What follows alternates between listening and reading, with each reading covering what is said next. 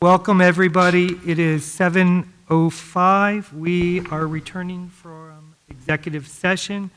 To recap, we went into executive session at 6:15 because it was recommended that the board go into executive session to consider the employment of two public employees or officials, to discuss renewal or non-renewal of the administrator's contracts, and to consider the compensation of two public employees or officials. All 5 board members are here and present. Today is Thursday, February 23rd. The regular portion of the meeting will start now. President Meade will facilitate. Thank you, Dr. Thoreau. It's good to see everybody. I haven't seen this many people at a Talawanda event since the girls' game the other night. So welcome. Thank you for coming out. Dr. Thoreau, do you have a recommendation for the board? It is recommended that the board approve the agenda as amended. There were several updates or additions, such as the PowerPoint to the THS presentation, a resignation of a secretary, and a hiring of assistant treasurer, updating of the mock trial field trip form, and the addition of the pre-K handbook. Thank you, Dr. Thoreau. Can I have a motion to approve the agenda as amended? So moved. Thank you, Mr. Otto. And a second. Thank you, Dr. Abwoods. Any questions? Mr. Fauski, would you call the roll? Mr. Otto? Yes. Dr. Knight Abwoods? Yes. Mr. Bothus? Yes. Dr. Howard? Yes. Mr. Meade? Yes. Motion passes. If you please stand and join in the Pledge of Allegiance. I pledge allegiance To the flag of the United States of America, and to the republic for which it stands, one nation, under God, indivisible, with liberty and justice for all.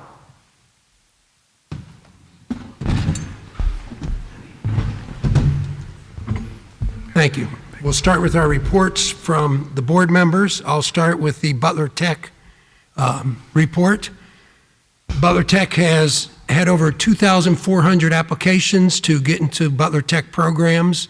About 60% of those students were accepted, meaning Butler Tech turned away 40%. I've asked Mr. Graff to give me a breakdown of which programs possibly students are being turned away from. I know last year it was a lot of the sophomores and not as many of the ones going into welding or other programs. So he'll get that information and maybe we can see where we are turning students away and where we should expand programs at Butler Tech. The governor's budget, very good for career tech, usually is, but it's even better this year. The governor's putting an extra $300 million for career tech, $200 million for facilities, and $100 million for equipment. And of course, Butler Tech will be lobbying for their share of that money since it's the largest career tech in the state. February 8th, I was up in Columbus with members of the Butler Tech Board and Administration talking with legislators at the State House, and we were well received, as career tech always is. And our representative in this area, Ms. Carruthers, we met with her, and I let her know that we were going to try to invite her down to Talawanda School District and spend some time with us, maybe tour our buildings and engage us in some conversation. So hopefully we can get her to accept an invitation down the road. And that's all for my Butler Tech report. Dr. Knight Abwoods, legislative report.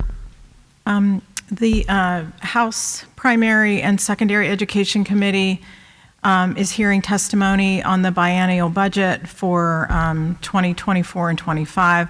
These are deliberations over whether they will fully fund the Fair Funding Act that they passed last year. So that's ongoing. The Senate Education Committee, among the bills that have been introduced to the Senate Education Committee last week were House Bill 11, which is called the Backpack Scholarship Program, which expands vouchers for private education. So we'll hear more about that bill as well, but that's just sort of getting introduced at this point. There's also been a third hearing in the Senate Education Committee on Senate Bill 1. And Senate Bill 1 is a bill that basically reorganizes the state Department and Board of Education. So one of the things that this does is that it really weakens the State Board of Education. It takes a lot of things off of their plate. The State Board of Education is a 19-member body. 11 of those folks are elected, and 8 of those are appointed by the governor. And under House Bill 1, or Senate Bill 1, excuse me, it renames the Department of Education to the Department of Education and Workforce. It creates a position in the governor's cabinet, basically, that's the Director of Education and Workforce, and it gives a lot of power to that director position and takes some of the authority and powers away from the State Board of Education. So it basically puts the Department of Ed under the governor's office, and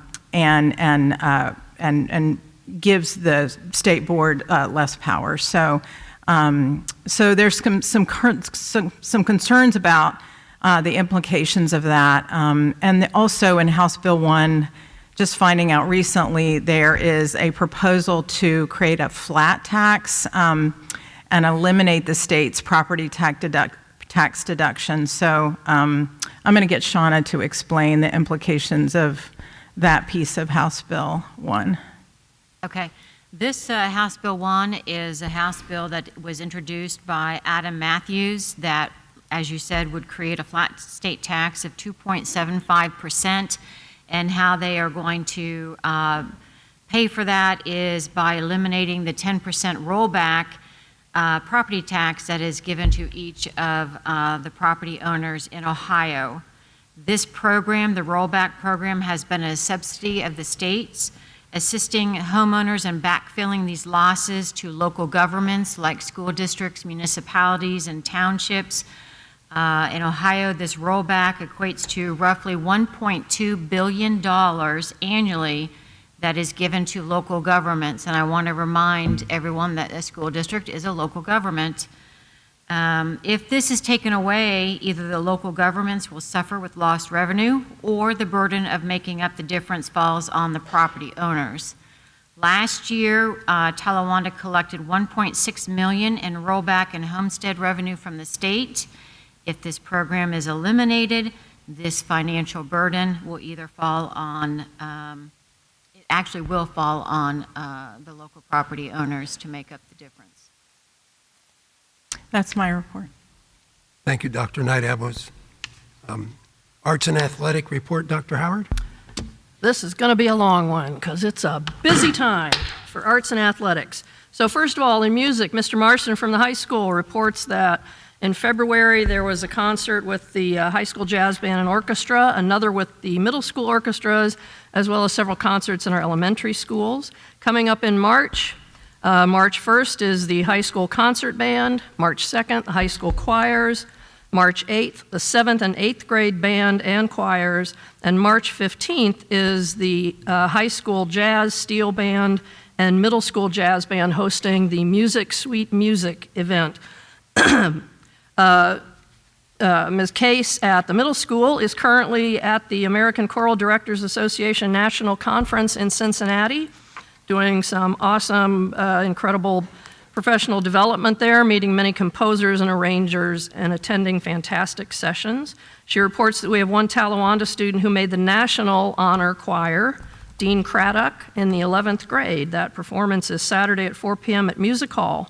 Other than that, they're preparing for their concert with the band on March 8th and then Music in the Parks contest in May. Ms. Kelly from Kramer, reports that second grade just performed the musical Pajama Party last Thursday. They did a great job and had a large audience. Kramer third grade is preparing for their At the Movies themed concert on March 16th, and the kindergarten and first grade students are working on a Carnival of the Animals unit. Fourth and fifth grade students started playing ukuleles at the beginning of the semester and are continuing to practice their soprano recorders, singing songs, and learning about musical concepts. The fourth grade concert, April 19th, the theme is Pioneer Days. Mr. Menays at Marshall says that fifth graders are working on their end-of-year performance. This year, students got to pick about 6 songs from a list they would like to perform, and they are now analyzing the lyrics and beginning to create a storyline to connect them, like in a musical. I love that idea. Once we have our storyline set, students will then work on creating a script for the musical, along with costumes or props, publicity material, etc. This will be being done in collaboration with their classroom teachers and our wonderful grit teacher, Mrs. Sebald. This performance then will be in May. At Bogan, the 4th grade concert was Tuesday the 21st, just 2 days ago. The 5th grade musical, Newsies / Annie, will be March 23rd at 7 o'clock. I guess this is a mashup of Newsies and Annie. The 1st grade musical, Pajama Party, does that sound familiar? I think they did it at Kramer. Will be April 18th at 7. And the kindergarten musical, E-I-E-I Oops, will be May 9th at 6 o'clock. On the art front, Ms. Smarta from Kramer reports that the Kramer students just participated in the annual Dr. Martin Luther King Jr. Creative Arts Expo. 4th graders submitted 2 projects. Half of them submitted an MLK collage, and the other half submitted a Gee's Bend quilt, which is a really inspiring story about Gee's Bend and MLK Jr. if you have not heard of that combination. Our 3rd graders will be participating in the Audubon Art Show at the Community Arts Center on March 18th. This show is all about birds. That's right. They will be submitting Amade bark paintings. We are using oil pastel from Mexico. She says they may have more art there, but it is sculpture and would need approval from the show coordinator. Kramer will have their own art show in conjunction with the 4th grade concert on April 19th. Artwork from all grade levels will be on display. 4th graders will be taking a field trip to the Cincinnati Art Museum on April 14th. Ms. French at Marshall reports that Marshall artists were exhibited at the Oxford Community Arts Center for their Chocolate Meltdown community event. I think that display is still up, that exhibit. Our artists received a free chocolate tasting ticket from the OCAC for their creative efforts. And currently they are working on historical artworks for their upcoming art show, April 12th at Marshall Elementary. This year their theme is Night at the Art Museum. And she sent a brief video that we're going to play, a sneak peek video of a project they have coming up. Matt, if you could get that keyed up there.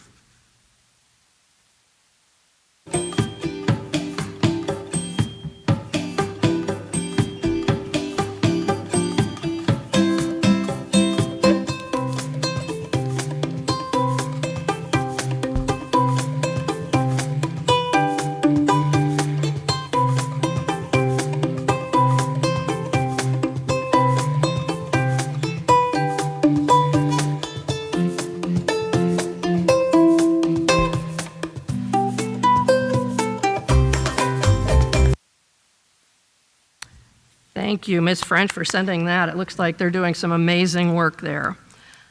We have one more short presentation, some slides sent by Ms. Klein at Bogan to reflect the work that they've been doing, if you could bring those up. I'm going to cue him forward on those, but understand there's a lag between what I'm seeing and what you're seeing up there. So here we go, Art at Bogan. So yeah, go ahead. And you can read, the captions on these, the mono printing that they're doing. Go ahead and just kind of scroll through these, Matt. I think people can read. I will say one of my own personal favorite artists is Basquiat, so to see the students doing this, Basquiat-esque. I like ninja knots, traps. How important to do adaptive art, recognizing that art is for everybody at their level in the best way they can.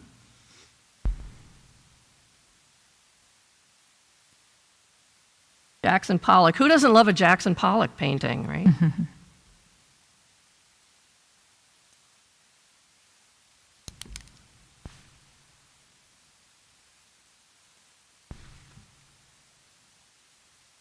And yes, finishing up there with the MLK Junior Day Creative Arts Exposition at Miami, with a record of submissions this year of over 400 artworks.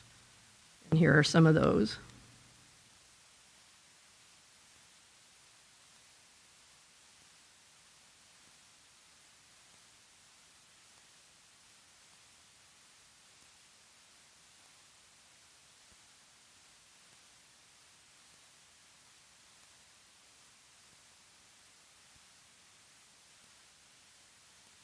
And is that the last slide, Matt? Excellent. Thank you so much. Almost done. Hang in there.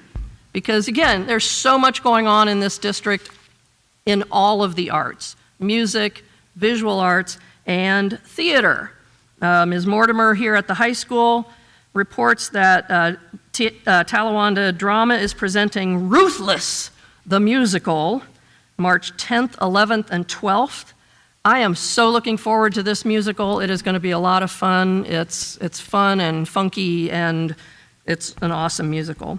And then in April, they'll be presenting an evening of staged one-acts that were written by high school Talawanda creative writing students.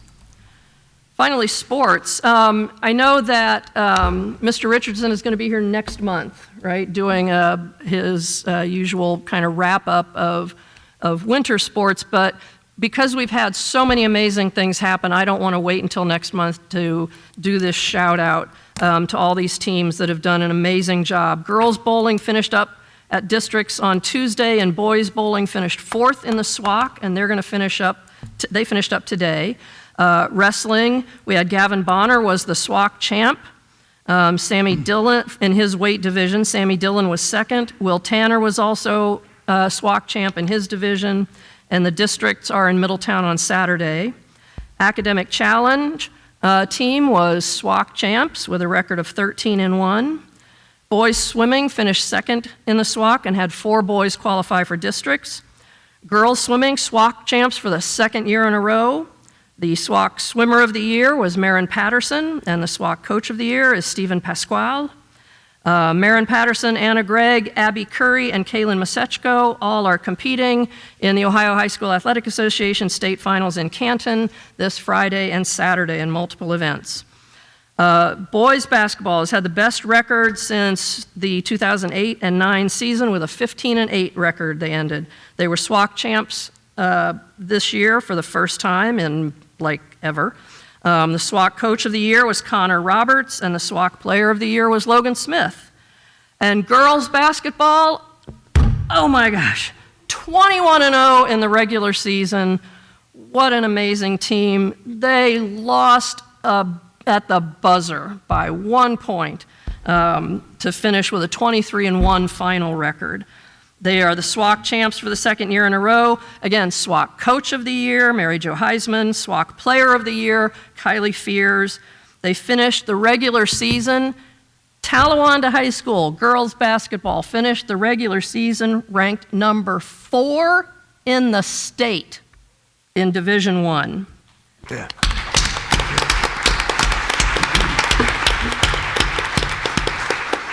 And spring sports have already started with tryouts running this week. So that is my report. Thank you. Thank you, Dr. Howard. Student Achievement Report, Mr. Bothus. All right. I had to laugh, Dr. Howard, because I thought E.I.E.I. Oops was the story of my family buying the Oni Peacock Farm about 4 years ago out in Riley. Oops. All right. So, in student achievement, it's been an exciting time. We've been selected as a Southern Regional Education Board Gene Bottoms Pacesetter School as THS promotes school-wide respect and empathy while sustaining high academic standards. Dean Craddock, as you'd mentioned, made base section of the National High School Honor Course. Mock trial teams won regionals and are now off to states. I love reporting on mock trial. I love reporting every time I come here for mock trial. That's fantastic.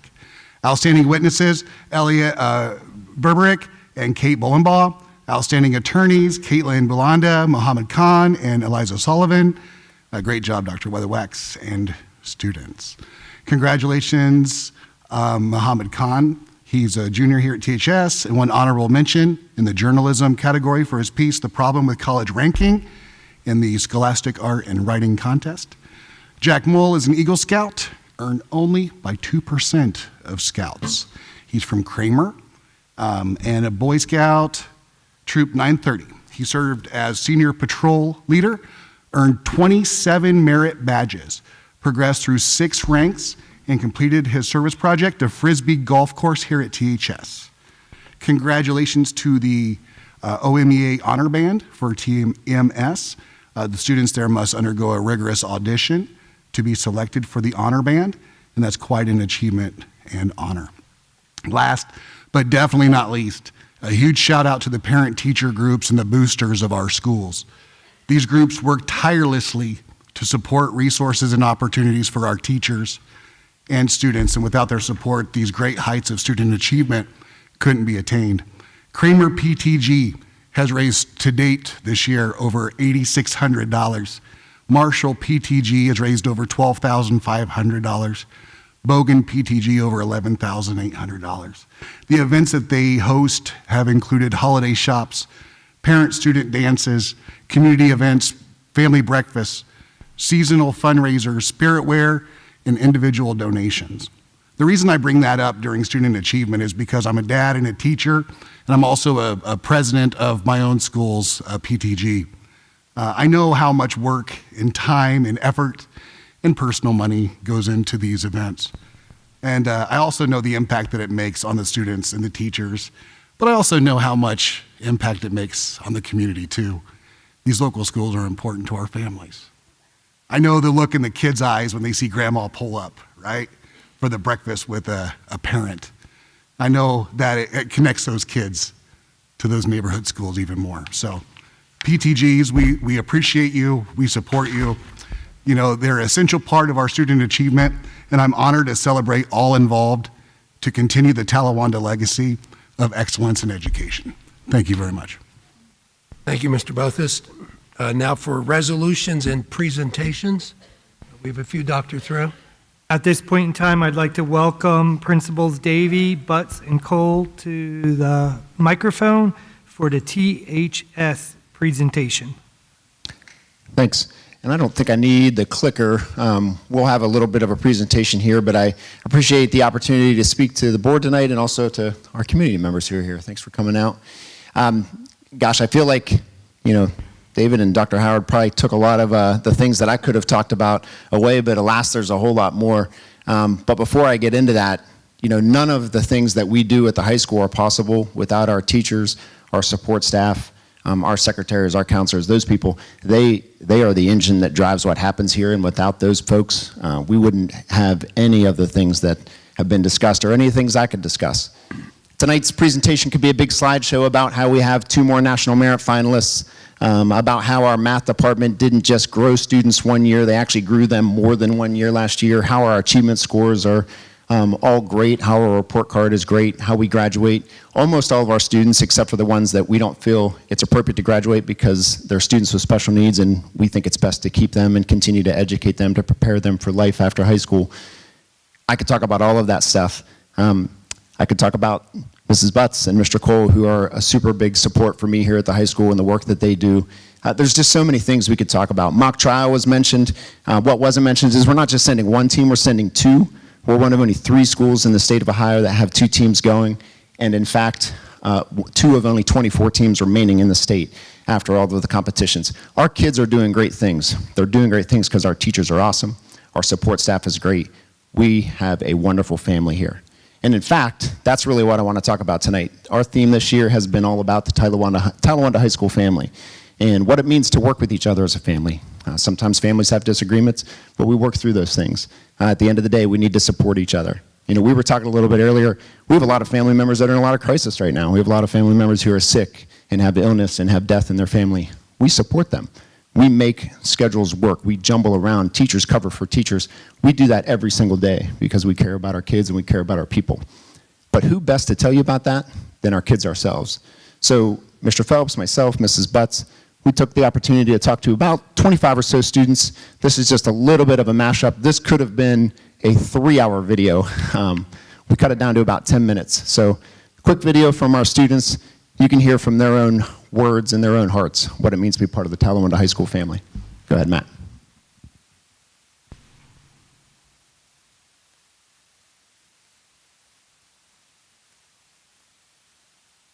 Talawanda is just like one big family.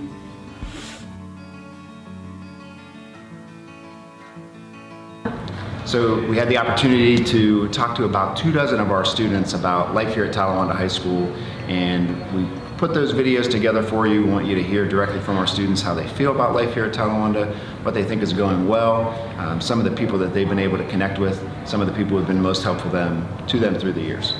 And as we always say at Talawanda, we're like a family, and to hear students say that they really feel like they're part of a family here is amazing.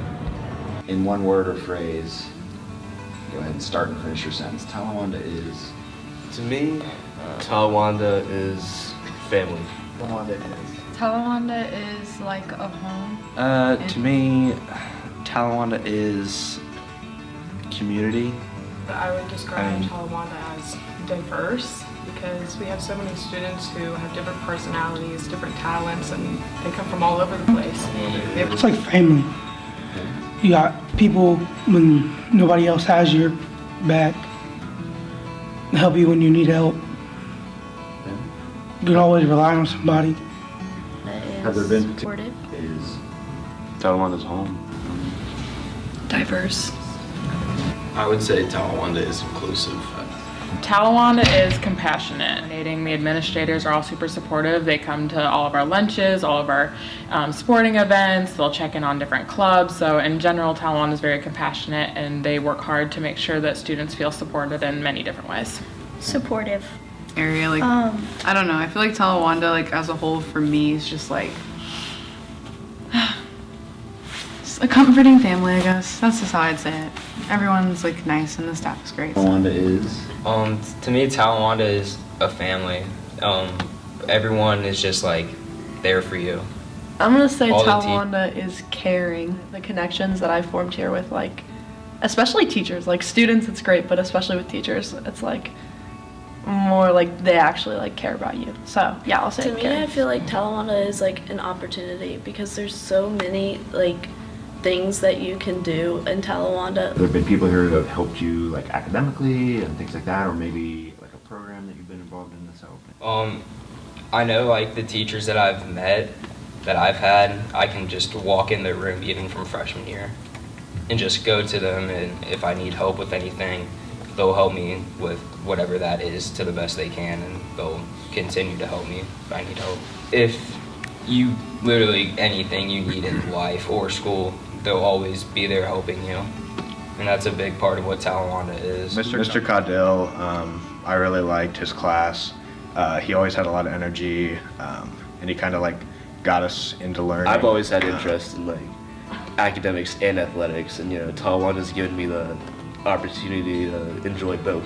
You know, get the best of both worlds. ETH helped me like really get my grades up, like focus, and like it really helped me understand like the key values of school. Me and Mr. Glazier are cool because I had him last year as my teacher, so we became like student-teacher relationship first. Helps for sure. He just tries his best to stay on everybody, make sure you're doing your work, make sure you know you're getting your things done. Coach Ticello, because he's just so kind and he just wants to help everybody. He doesn't care if you're having a bad day. He just wants to help.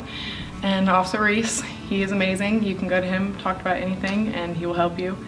He's just great. Girl class is special to me. I actually have tried to get in it since freshman year, and it's been full every single year. Right. Miss Randall, especially towards the end of the year. It had a lot to do with, I really liked what we were learning in that class. I think biology is kind of really cool. Indirectly with Miss Butts, actually. My parents had a meeting with her, and it was great. And Miss Stark, I've talked to her since I was 14, you know, new, and it was like overwhelming. Our school nurse, actually, she's new this year, but I see her all the time and she's great. And then Miss Alfonsi, my junior year English teacher, I feel like I've had some really personal conversations with all those people, and they've all been great, and they've all like really made a difference in my experience. Yeah, FA is just one of my biggest organizations I've been part of, and I really love it. I know a lot of people have loved it. We have so many incoming freshmen this year, and the chapter just keeps growing. The alternative school has helped me by getting work done faster, getting more help. You ain't gotta rely on one teacher to help the whole class. Gets me to graduate faster, gets you moving on with your life. Talawanda is just like one big family. You got I really like extra time, extra help. Even though if my grades are still okay, I like the class because it gives me the chance to catch up on work. And it's more you have a teacher to give you like the one-on-one help, as so like studies hall doesn't do that. Get better involved in the school with these different teachers, and then the administrators too. Like, you get to know them over your 4 years because you get to see them every day for 4 years, not just in class. So the administrators have helped me feel welcomed at Talawanda and supported, and I've gotten to be able to be close with a lot of the administrators, which has been great. CBIP is really great because I can get my stuff done and get out of here and start my life early. Ms. Webb is probably one of the most caring teachers I've ever been around, not just about certain students, about all of her students and what she's teaching and how she teaches it. You can just tell she really cares. Mr. Davey is one of them. Softball coach, but also counselor. Helped me through a lot on and off the field. Also Miss Alfonsi in English prepared me really well when writing college essays, but and for the AP test. Miss Clovecorn, came in early this morning for extra one-on-one help, and I'll probably stay after school like I did yesterday, but she's always happy to help with anything I need, so thank you to all of them. Working with children with special needs, like students with special needs, one-on-one, and learning how to interact with them, and whether that be through cooking or art or music. We're actually making muffins this period, so I'm kind of excited for that. It's helped me decide what I want to do kind of after high school or after college even. I want to go into special ed because of that opportunity that Talawanda's given me. I feel like Mr. Phelps and Miss Wiles, because like a lot of the alternative teachers, they'll like try to make you feel more at home, and they'll like kind of play into like more of a home role and less of a teacher role. They're like more of like family. Miss Simmons, Mr. Yuva, and Miss Caraballo, they've helped me so much. I also had Miss Morrow last year for Algebra 2, and I can say without like no doubt in my mind, she's one of the best math teachers I've ever had. I've always struggled with math, like academically, it's never been something that I was good at, and she's like helped me understand it in a way that I need to understand it in a way that is best for me. And I think that's like sometimes hard for a lot of teachers to do, is change their teaching style for every student in the room, and she is able to do that for me and everybody in there. I've been involved in basketball and softball ever since freshman year, and then those have like allowed me to branch off, meet new people, make better connections with people. I just really appreciate the way we're all sort of connected. Being just a part of it, it's just special, and it's not something you feel like you would get at a different school maybe. Like the teachers, that's how you are in their class. You act how you are, so they see you as you. And so they don't want to change you or anything, they just want to be there for you and help life. Like there are people that will care about you as more than you. You could be failing every class and you would go to these people and they would talk to you about your personal life and help you with your personal life. Like I feel like they put the person before the student, if that makes sense.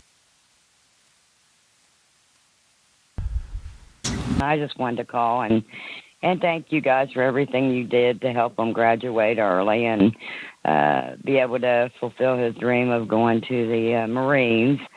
And it's just been crazy. I haven't had a chance to thank you guys, but I do want to thank you and tell you how much I appreciate everything you guys have done.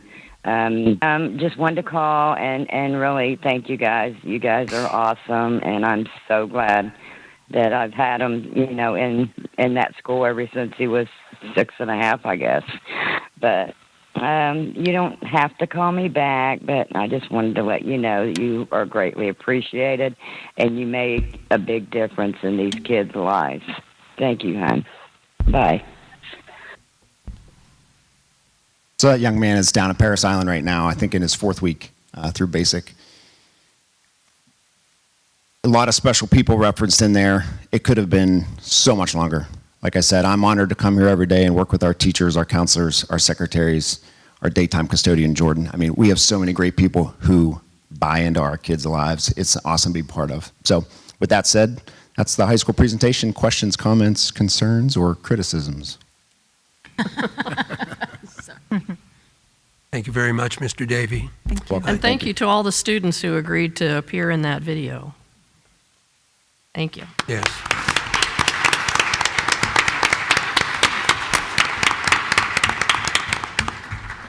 I think the things they said reinforce that one of the best parts about Talawanda is our staff and our teachers and all the other workers in other positions in the building that care about our kids. And that's just special about Talawanda, I think. At this point in time, I'd like to invite to the microphone Director Malone, who is going to do the first reading of the winter new policies and policy revisions. Is that on? I actually wish I was before that presentation because mine is not going to be anywhere near as thrilling as that was. So I apologize. I have 32 policy updates for you. So this is going to take a little bit to get through. So I'm just going to apologize in advance. Okay, we met with Neola. We have 32 updates, a lot of just minor language changes. I'm going to go through each one with you for the first reading. So the first one is bylaw 0131.1, and this is just a technical correction, and this change makes it easier for the board that elects to include specific staff named in policies and guidelines to make updates more quickly when staff changes positions or leave or join the district. So for example, when I moved into this position, changing my name from Dennis Malone from the previous policy was a 2-reading policy. This makes it go a little quicker that way. Policy 0169.1, public participation in board meetings. This update requires attendees to register their intentions to participate in public participation portion of the meeting upon their arrival at the meeting on a sign-in sheet, giving their name, address, and topic to be addressed. The sign-in sheet will be removed at the start of the board meeting. No one will be allowed to sign in or speak at public participation portion of the meeting once the board meeting has started. The next group of policies. Do you want to stop at that one? I think some board members have questions about that one. Sure. Most of these we go through and numbly listen to and have read in advance, but I think there might be some questions on this. Sure. Yeah, I'm one of those who has questions about that, because we had talked about this policy revision once before, and I thought we had talked about why we are doing that sign-up thing, that some of us didn't really see a need for that. So I thought that was kind of done. I thought we had removed that already. I was under the impression there was a request for that, so maybe we... Yeah, after the state convention, I gave Mr. Malone some language updates for it so we would keep ourselves out of trouble. He took it to Neola, and Neola came back with the specific sign-up thing. That was not on my original notes that I got from this workshop to do. I'm okay with either way, but it's a board's policy, and I think the entire... And it is a Neola policy, so this is a recommendation from them as how they use this. I think it's kind of a general policy that Neola puts out. Yeah, I think most of the school districts in Butler County do it that way. I'm on the Butler Tech School Board. Butler Tech does it that way. It just helps the meetings stay, I don't know. And I love democracy, and I think when people get up and talk, sometimes you may not have signed up beforehand, but based on what something else said, all of a sudden you realize you want to say something. And I don't want to make a policy that cuts people off who think of that later as opposed to have walked in. So maybe we can tweak some of this, because I think that's your concern, right? That we don't cut people off who later thought, I really want to say something tonight. Correct. Okay. Well, and I think it's a solution in search of a problem in some ways. I don't know that we've had a problem. Well, one of the issues is keep making sure that we just have district residents and legitimate individuals speaking. If you sat through this workshop and watched 20 minutes of two ladies go through different states and 50 school boards just to create havoc, how do we have enough fun here without that. So we want to make sure it's our district residents who are addressing the board, and so we were looking to tighten up that language. Neola came back with specifically one of the ways to do that is to have people sign up in advance. I'm not opposed to that. People sign up. Holly brings me up to 10 first sheets, and we go through them in the order they were turned in, and then we can see if maybe someone else wants to speak, but they might have to sign a paper. One of the good things about it is if people sign up and put their contact information, many times what you have to say at a board meeting, some staff member could get back to you later to address your concern, but we may not have your contact information. And this would provide us with a way of having that contact information. But it's the board's policy, the entire board. And I'm willing to go back with Mr. Malone and Neola and tweak some things if people have concerns. It comes up next month, we vote on it and take it how it is, or we can tweak it and it can be a first reading next month when we vote on all these others. Sure, I can share the template policy that's got the whole list, and if you want to review that and make any suggestions, I can work with Neola on those suggestions. I just think, it seems like if there's plenty of people here tonight, if you have a viewpoint about it, you could share it with the board. But yeah, these won't be voted on for another month. So we've got time to think about this one and its potential side effects. I'm worried about cutting off, heartfelt, spontaneous kind of comments that people might have from the floor. So, yeah, we already have a 30-minute limit. But we don't want to cut people off who maybe didn't sign up in advance. Maybe they were 5 minutes late because of a family thing. But we'll look at that further, Mr. Malone. But I think you can go on with the other 29. Let me just jump in a little bit. So Okay. I know, Dr. Howard, you made a statement that we've already seen this policy. What you're going to find out is as we do spring, winter, fall updates, you will see policies get recycled every so often. Clearly. You got it. So you may say, well, we already put that to bed or we made decisions on it. It will keep coming back up because what that does is that changes the revision date on it so that you don't have a policy sitting in the year 2000 that has never been addressed. So Neola does this often. The decision could be the same. The decision could be different. So my recommendation as Mr. Malone goes through this, if you have questions, comments, or concerns, that you email him. He can work with Neola, and just like Mr. Mead said, it could be changed, it could be adjusted, it could be voted down. A lot of things can happen. Okay, all right, thank you. Yep. Mr. Malone, could you explain to everybody what Neola is? Neola is like a group of lawyers that produces the policies that we, so they work together to develop the policies and the recommendations, and then they come to us and give us drafts that we present to the board. Based on court case, law, requirements, federal, state, all of that information is incorporated into our policies. Instead of us or the board having to do all the research and ensure compliance with this. So there is an entity that we pay for each year. Thank you. Okay. The next, there's a group of policies here. They're all tobacco use prevention. So it's policy 1615, 3215, 4215, 5512, and 7434, and they're all in the different groups, like students, staff, administrators. So those are all the different. So all of this was really just the policy changes define what was included when the term tobacco is used, and it lists the types of products that fall under the term tobacco. So they included vapes and other type electronic devices in the policy. And it's also adding education and training resources that will be provided, including cessation resources.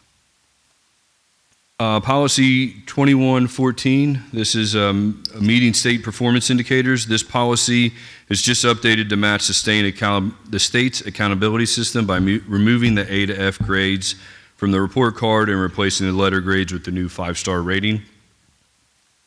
Policy 2271 is a college credit plus policy. In House Bill 554, it requires all secondary schools and colleges that participate in college credit plus to allow students of military families to complete any remaining coursework online or withdraw from the College Credit Plus course without any penalties when their families are forced to move for leave. Policy 2412, it's homebound instruction program. In this policy, it's clarifying that 5 hours of home instruction is equivalent to attending 5 days of school when a student's placed on home instruction, and that matches the Ohio Revised Code 332312. But the superintendent does have the option to add more time on a case-by-case need for students. There are two policies that Dr. Thoreau was talking about, policies that are revisited. We talked about these volunteer policies, 312009 and 412009, I believe back in October, and Neola has recommended rescinding both of those policies. Later on, when I get to it, there's a replacement policy for volunteers, so they're just replacing those two with this updated volunteer policy, so I'll get to that one in a minute. Policy 5310, health services. This policy reflects current state law about assessing students for concussion or head injury during a school activity such as PE class because the student exhibits symptoms consistent with concussion or head injury. And then this policy also states an assessment must be conducted by a physician or board-approved licensed healthcare provider to clear the student to return to the activity. Policy 5460, graduation requirements. So beginning with the class of 2023, graduation requirements will adjust to the 23 and beyond requirements. This policy provides more details that apply to the competency and readiness requirements, including alternatives to demonstrate competency for students who do not pass the ELA and algebra tests, as well as a comprehensive list of state and local seals that are available for students to show the readiness for graduation. This policy has changed also to reflect that 20 credits are needed to graduate high school, which is the state number of credits, required credits.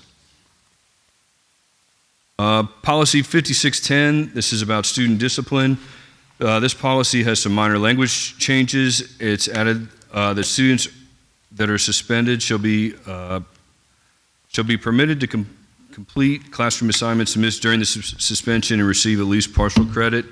The students' grades can be reduced because of the suspension, but they cannot receive a failing grade on the assignment due to the suspension. Policy 6325 is a procurement and federal grants. Shauna, you may have to help me with this one, but it's a minor adjustment made to the policy to recognize that not all federal grant contracts are subject to the Davis-Bacon Act.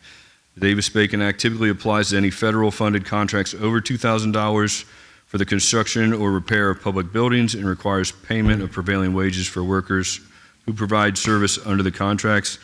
However, there are some instances in which the Davis-Bacon Act does not apply, and this policy clarifies that. This is literally just for the construction aspect of it. Davis-Bacon is in relation, just as you said, to construction and ensuring that we pay prevailing wages, whereas if it's not federal dollars, if it's local dollars that we're using, we do not have to follow the prevailing wage. So as long as it's federal funds, we do. If it's local funds, we do not. So it's just, some of these policies are literally a word change of shall to will to just so minor tweaks that you think, why are we even going through this? But obviously there's been some case law that has made it necessary to make that minor change.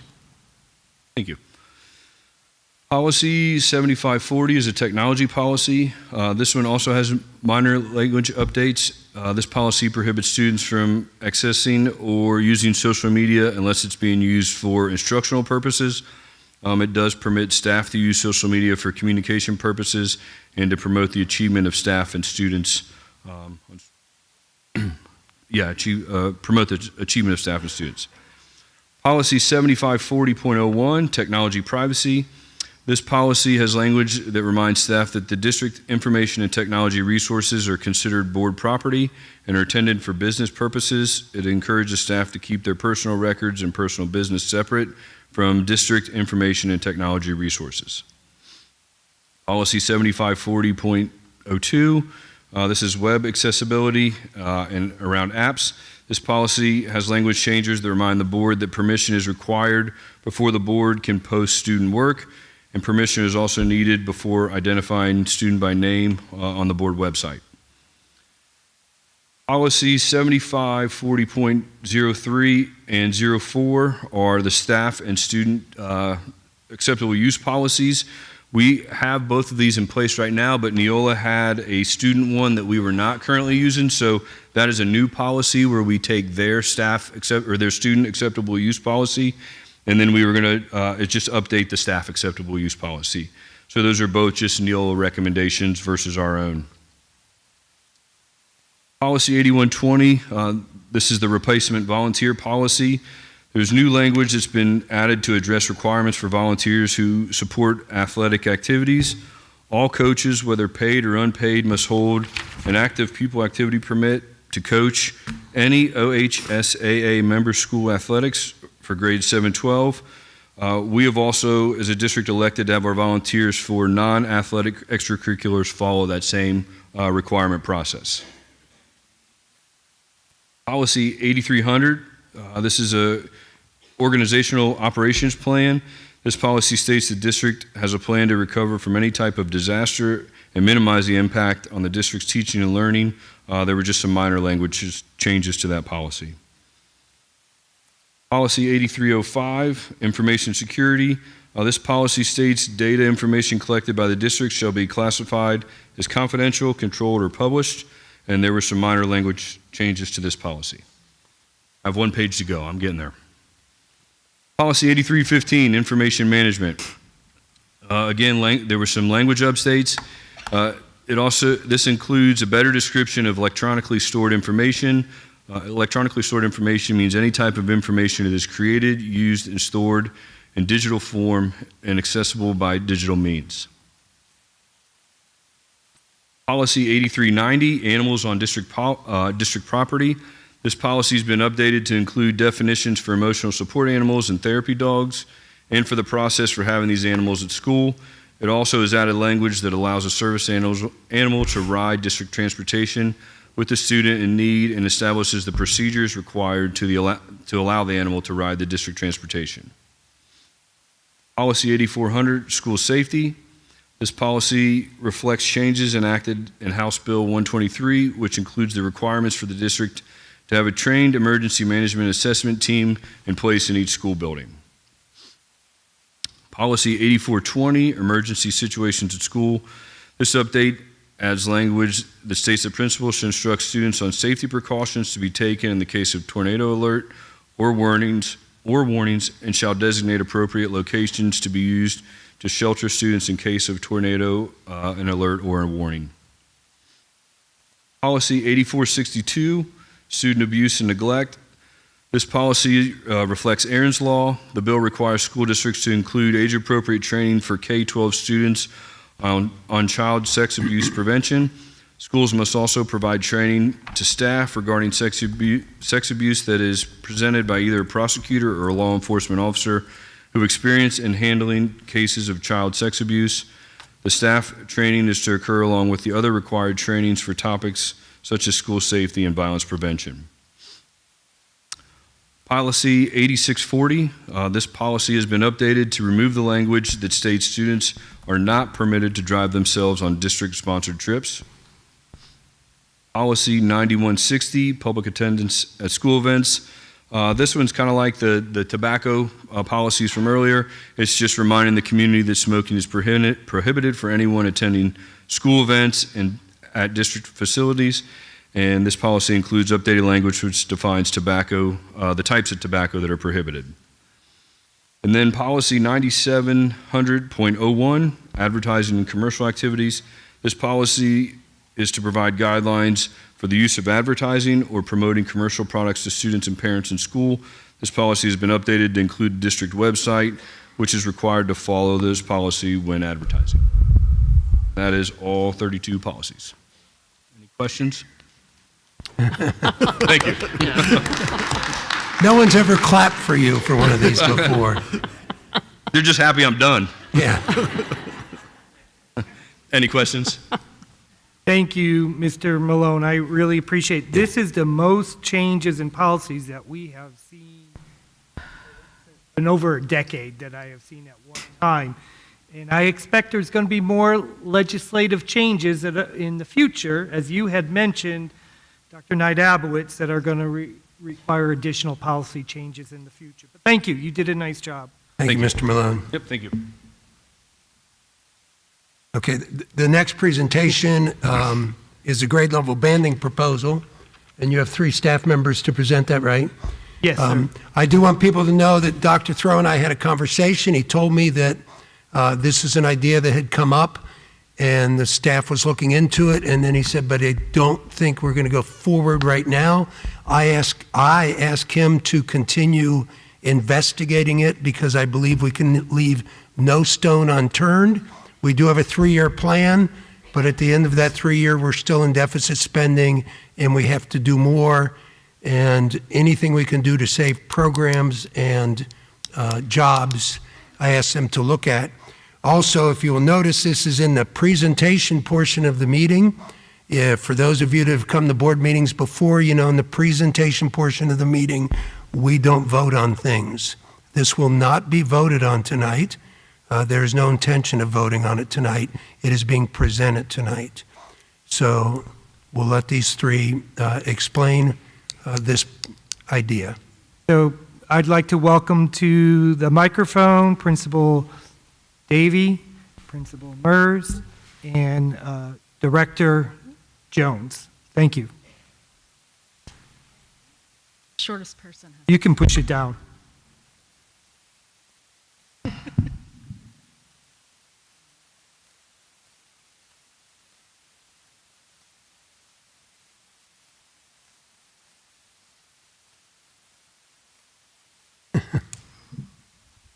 Good evening. I'm Molly Mers. So I'm opening the presentation this evening with a little bit about how we got here, and Mr. Mead shared that a little bit.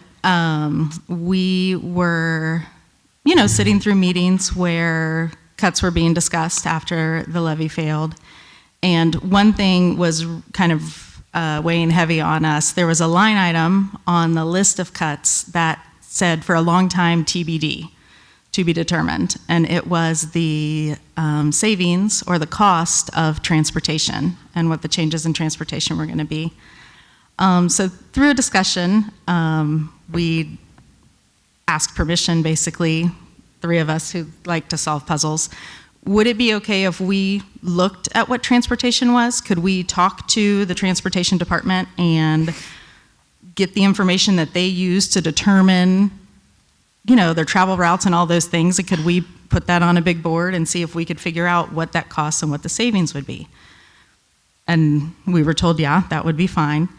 Partially because we looked at that list and saw programs and people and services that we know are super valuable to the students and families of Talawanda that were being cut, and there was this big piece of information that we didn't have. So we felt like it was really important that we have that and have that piece of information before we make decisions that are going to impact our students and our families and our staff. So we did that. We were also asked then to look at, if we're going to look at transportation, what would the grade banding look like? So we looked at that as well. I know that there was, Dr. Thoreau looked at 2 elementary buildings that would be K3, I believe, and then 1, 4, 5, and that didn't seem to produce as much savings. We looked then at 3 buildings with 2 grades apiece. Bogan being kindergarten and 1st grade, Marshall being 2nd and 3rd, and Kramer being preschool 4th and 5th. All the while, as we're looking at this and talking about this, the 3 of us and everybody that serves on the leadership committee do what we do because we love students, and we love our community, and we love all the grown-ups that work with those students, their families, and the outside stakeholders included. So none of this was done lightly. We know all of this is challenging, but everything we're looking at right now is challenging. So this weighed heavy on our hearts. We wanted to align it with the strategic plan to look at, okay, the strategic plan was developed by internal and external stakeholders. Does this plan align with what we have said our values are and what is important for us at Talawanda? So looking at the strategic plan, one of the first tenants is the bridge building for Bold Community Partnerships. I'm in the unique position to have worked at the high school for almost a decade, and now to be in my second year at Bogan, which I absolutely love. I think one of the positives to this is students attending their entire journey at Talawanda with the cohort that they're going to graduate with. Again, I know this is a big challenge for a number of reasons, but I also am really excited by the fact that they could take this entire journey together, the shared experiences. I think that could be fabulous. Additionally, you know, as folks come in and we have community partnerships, you know, there are presentations and events that happen in elementary schools that might be really geared towards kindergarten and first graders that aren't developmentally appropriate or that exciting for fourth and fifth graders. So those are also options and things that could, you know, would be a benefit of this. Again, each one of us recognizes the difficulties, and we certainly are not taking that lightly. So. The next part of the strategic plan is respectful, equitable, and inclusive environments, and we feel that by going to grade level band buildings, this is one way to play that out every single day. In this concept, we can have common and consistent expectations for all children from K through 5 in all 3 buildings. Teachers, we know that all of you make amazing relationships with our children day in and day out, and you provide that environment that kids want to come to school for. You are the reason kids come to school, and they keep coming back because of you. We believe that you can do that in any building. It doesn't matter the building that you're in, it's you that the kids are coming for. And we feel that by going to grade level band buildings, we can then have that consistency where all fourth graders, if they're at Kramer, have the ability to do a walking field trip, whereas if they're at Marshall or Bogan, they can't. So all kids in our district are getting those same experiences at each grade level. The supplemental materials that they get per grade level can be the same for all children. The ability for, I'll use ELL kiddos as an example. We have a huge population at Kramer right now that are ELL and just a few at Bogan, so they don't have that opportunity to have a peer with them that can also speak their same language. If we go to grade level band buildings, they would have those peers where they would be able to have someone in common with, or that speaks their language, to speak their language with them in the building. I'll add, just as a parent of 2 students in this district myself, both of my kids went to all 3 elementary schools through a variety of means, I guess. One, when we moved here, there was no room at the inn at Kramer, and so they got a van to Bogan. So they got a year at Bogan and then some at Kramer, and they finished at Marshall. And every school does have its own unique flavor and their own unique atmosphere, and it really, for all 3 buildings that we were in, was really amazing for my own kids to be able to experience that. I think there are definitely challenges. You know, Mrs. Mers mentioned some of those challenges.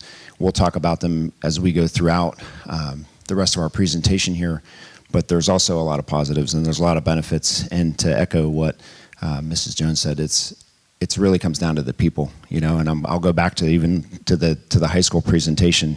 It's the student-teacher relationships and the student-staff relationships with our classified staff, our educational assistants, those folks that make Talawanda great. Do you have anything else on? I'll go to the next one then. So one of the things that I really love about this as somebody who has now worked in 4 different states is, you know, oftentimes we get challenged to have strategic plans and they are really great, but what do you see change because of a strategic plan? This is actionable steps to put our strategic plan into real motion, and I think there's a lot of benefits to being able to do that. So for me, that's exciting because that work sometimes can be drudgery, but when it comes to fruition, it can be really rewarding. The numbers kind of speak for themselves in all of this, but I'll talk about it in some detail. As was said earlier, and I said this to my staff as well, at the end of the day, we care about kids first. And then right underneath them, we care about the Talawanda staff, the faculty and staff that drive this bus every single day. And we have to put those two things at the forefront when we're making decisions, I believe. And I think as we looked at this, and it was challenging to look at and figure out what to do, as a community member myself, I also was frustrated when the board had to vote in December and it said TBD in a line. That was very frustrating for me.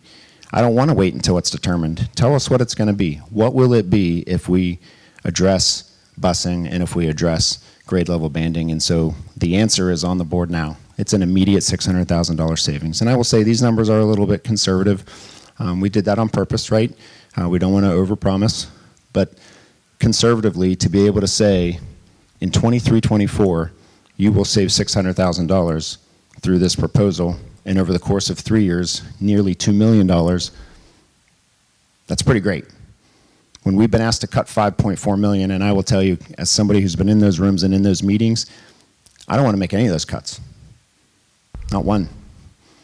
We love our kids, we love our staff, we love our community. Again, as somebody who's in this community, we don't want to make a single one of those cuts.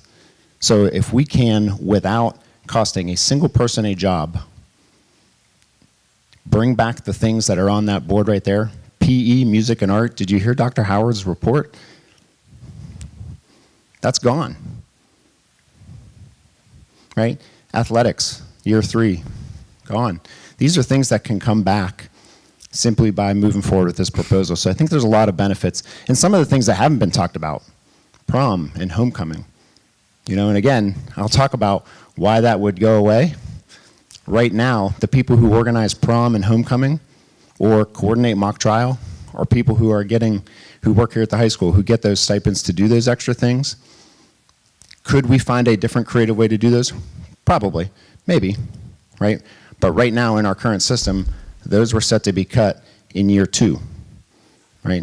So we would have prom this year, we would be able to do it one more year, and then that would be it. So those are some of the things that were originally voted on in December to come off that we believe through this plan we can put back on. The transportation numbers, the single tier route, just to give you some, I won't bore you with all of the details, but basically right now our buses run round trip each day.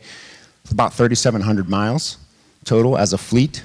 So you figure 3,700 miles, 174 school days, you know, more than $4 a gallon for gas, about 6-7 miles per gallon. It's a lot. The single tier route will cut that down to about 1,700 miles. So it's about 2,000 miles a day off of the fleet. So the fuel savings is what you see in that transportation number. So what does this proposal do in terms of accountability and fiscal stewardship? I think it does what our community, whether you agreed with it or didn't, makes no difference. The community said, we want you to do more with less. Right? When the levy was not passed, the decision wasn't do less with less. It was do more with less, right? The challenge was keep Talawanda great with less. We can have an immediate $600,000 savings through this proposal, nearly $2 million over 3 years.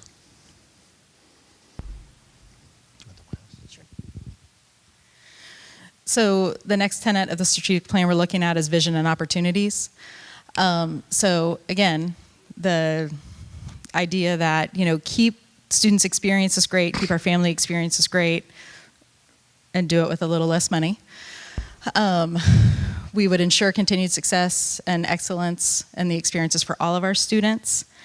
You know, we've heard challenges about thinking outside the box. What can you do differently? How can you streamline? How can you change what you're doing? This is an innovative approach to that. The positive relationships, it's been the theme of the night. I mean, we keep hearing about the positive things that happen in the relationships that are established with our students, with our staff, with our stakeholders, with our families. You know, I said it earlier too, the idea that these students and their families would go on their entire Talawanda journey together. I think that's a fantastic way to build positive relationships.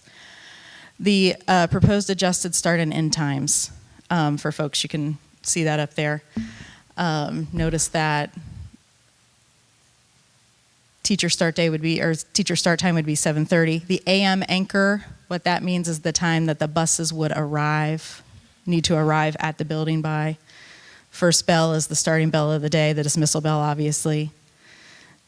the afternoon time they would arrive at TMS. And then you can see the length of the student days there. Reiterating one more time, does this come with challenges? Absolutely. The 3-year plan comes with a lot of challenges too. And this is an innovative look at how can we still provide experiences, excellent educational experiences for our students with their parameters set financially. The next part of the plan is exceptional instruction from high quality staff, and how can we keep that going? We already have that student first mindset, and we would just continue carrying that on. Our goal by coming up with this was to maintain our high quality staff.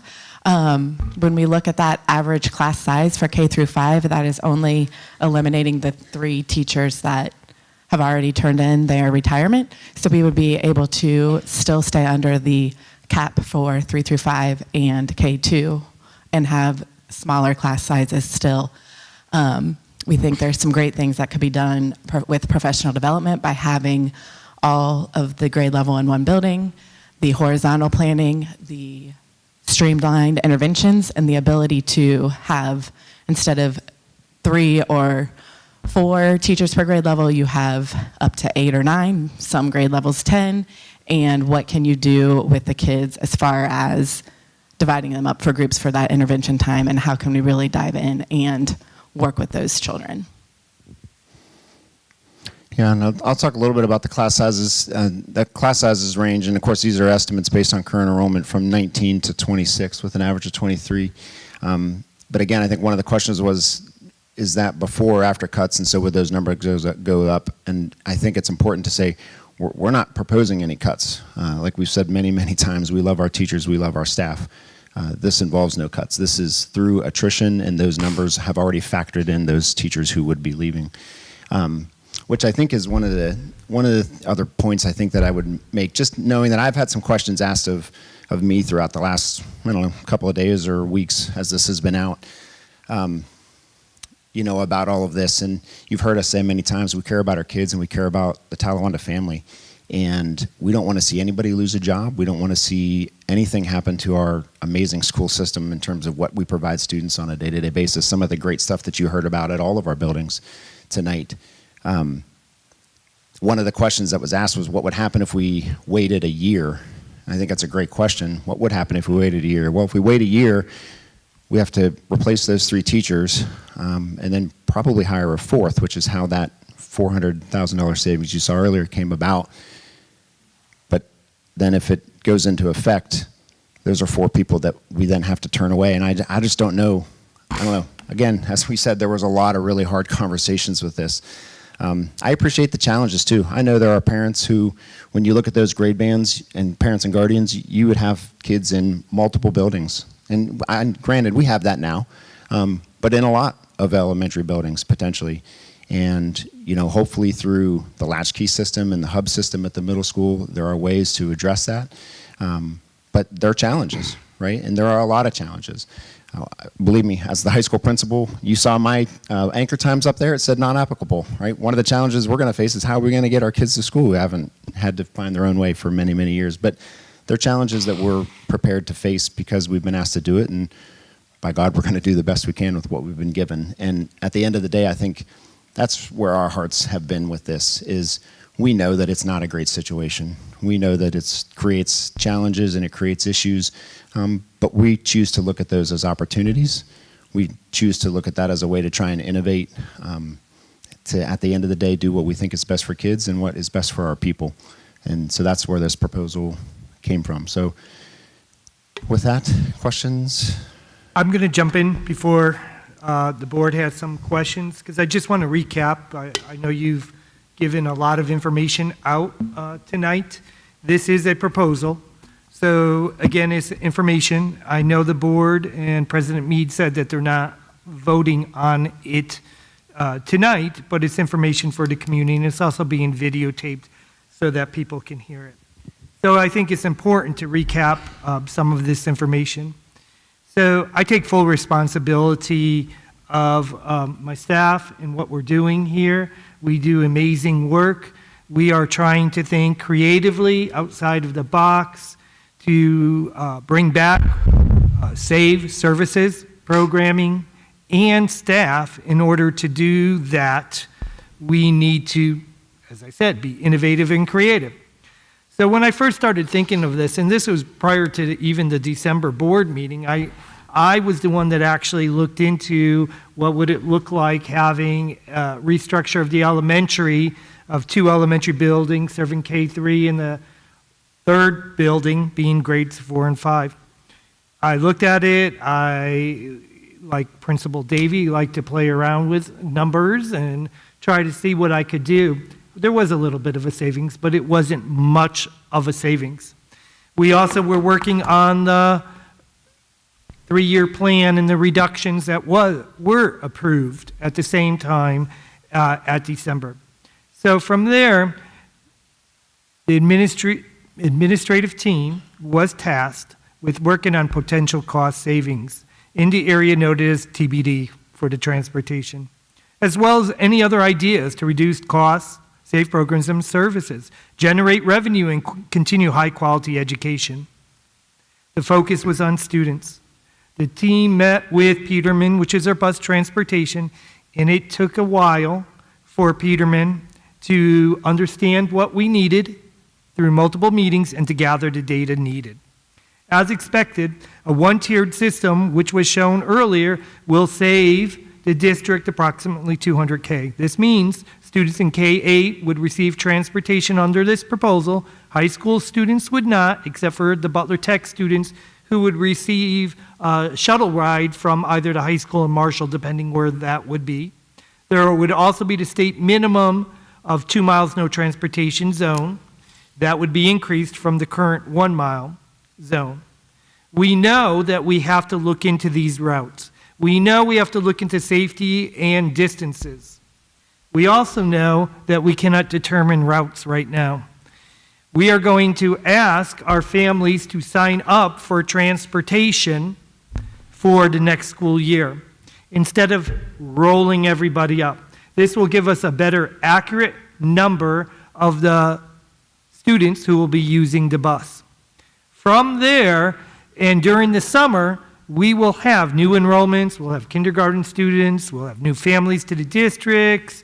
We also have new neighborhoods that are presently being built. So we are enrolling almost 1 student a week from one of the new subdivisions. We're also going to be able to understand and know the withdrawals or movements out of the districts and other changes that happens to families that may be unexpected. The actual transportation routes will be available in August, as they always are. Our goal is to maximize the student ridership with a focus on safety. So we talk about the 2 mile no transportation zone where applicable, and other factors will be considered. Since we don't know the exact routes and we won't know that until August, our goal will be we have to wait because we have to know how many seats are available on the bus and we want to fulfill those buses. So can that 2 mile zone be reduced? Yes. And how would we do it? We would look at safety areas first and other conditions, such as maybe they can't get across a busy road, there's a railroad crossing, and other factors. But August is often late for our families to make decisions. So it's important that early planning by our K-8 families start developing that Plan A and Plan B. It might be great that we can then say, guess what? That 2 mile zone has been eliminated for your neighborhood or for other areas. It may be know that you have to find transportation. The December 2022 Board of Education 3-year reduction plan provides many details of what will be coming over the next 3 years. Again, our goal is how can we be creative? How can we look when people leave? Can we combine positions? Can we eliminate positions? Can we save additional money so that we can bring back some of those services? And some of those services might be just pushing it back a year or two before it's eliminated, or bringing it back permanently. As this proposal stated, it provides for common expectations and curriculum for all students in each grade level, while focusing on a few grade levels in each school. There are increased opportunities to differentiate instruction at all levels and abilities. There are consistent special education services within each of the buildings and the continuum of services, which is not found right now. The plan supports bringing students together at an earlier stage of development to build those relationships. Lifelong friendships will be cultivated at a younger age. Grade level staff will have an opportunity to collaborate, analyze data, and implement best practices on a regular basis. Right now, being separated in 3 buildings, it makes it difficult. This proposal has benefits, but it also has many challenges. And the district will work through those challenges if the proposal is approved. To date, just a little over 30 parents have reached out to me and the central office staff. I know the board is also receiving some comments on it. 2 meetings were hosted with our leadership and our TCSA and TEA on this proposal. Some contract language negotiations or MOUs may be necessary if this proposal is approved by the school board. This is a proposal designed to provide some relief to the financial crisis that we're facing. The Board of Education must determine if the proposal should be explored further. If directed, the administration will begin to working with the staff on this. Change is difficult, but strengthening fiscal management while keeping beneficial services and programs has been the heart and soul and design of this proposal. Students are at the forefront of this proposal.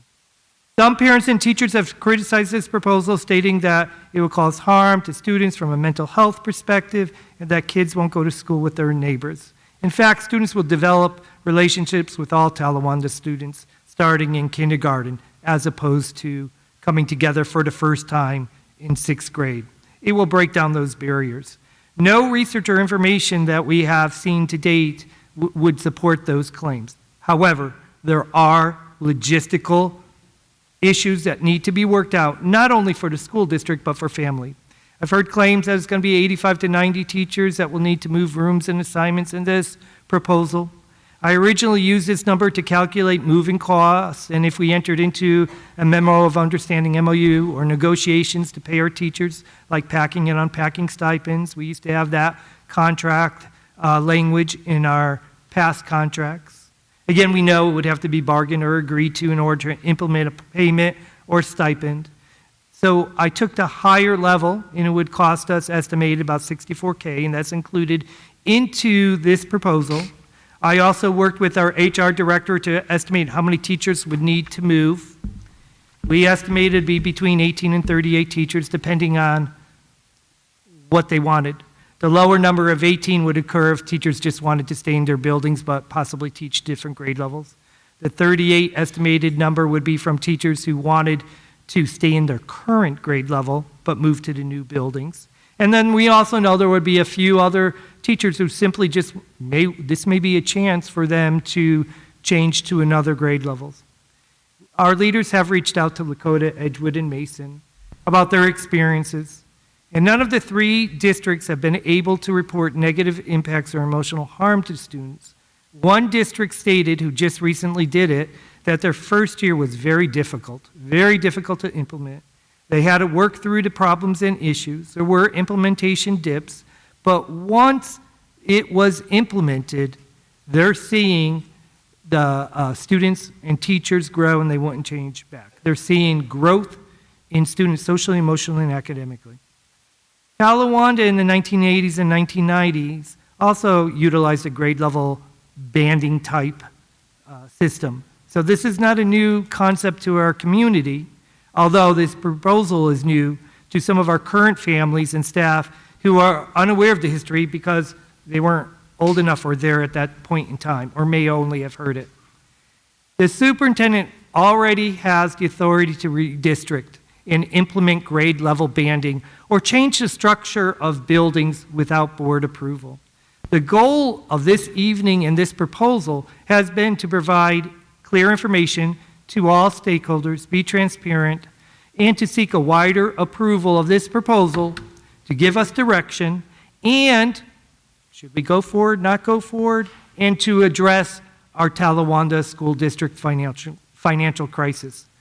This proposal, as opposed to a mandate of change that I could have done, is purposely done or designed to inform our communities, families, and staff and students while receiving direction to continue or not continue, or take different steps. The financial crisis is real, as we all know. Talawanda wishes, I wish, we wish to escape ever having the state come in and take over. Avoiding taking measures to address the financial deficit is just kicking the can down the road. We know what the levy said, and there's no guarantee that a future operating levy will be passed. We know what our constituents said.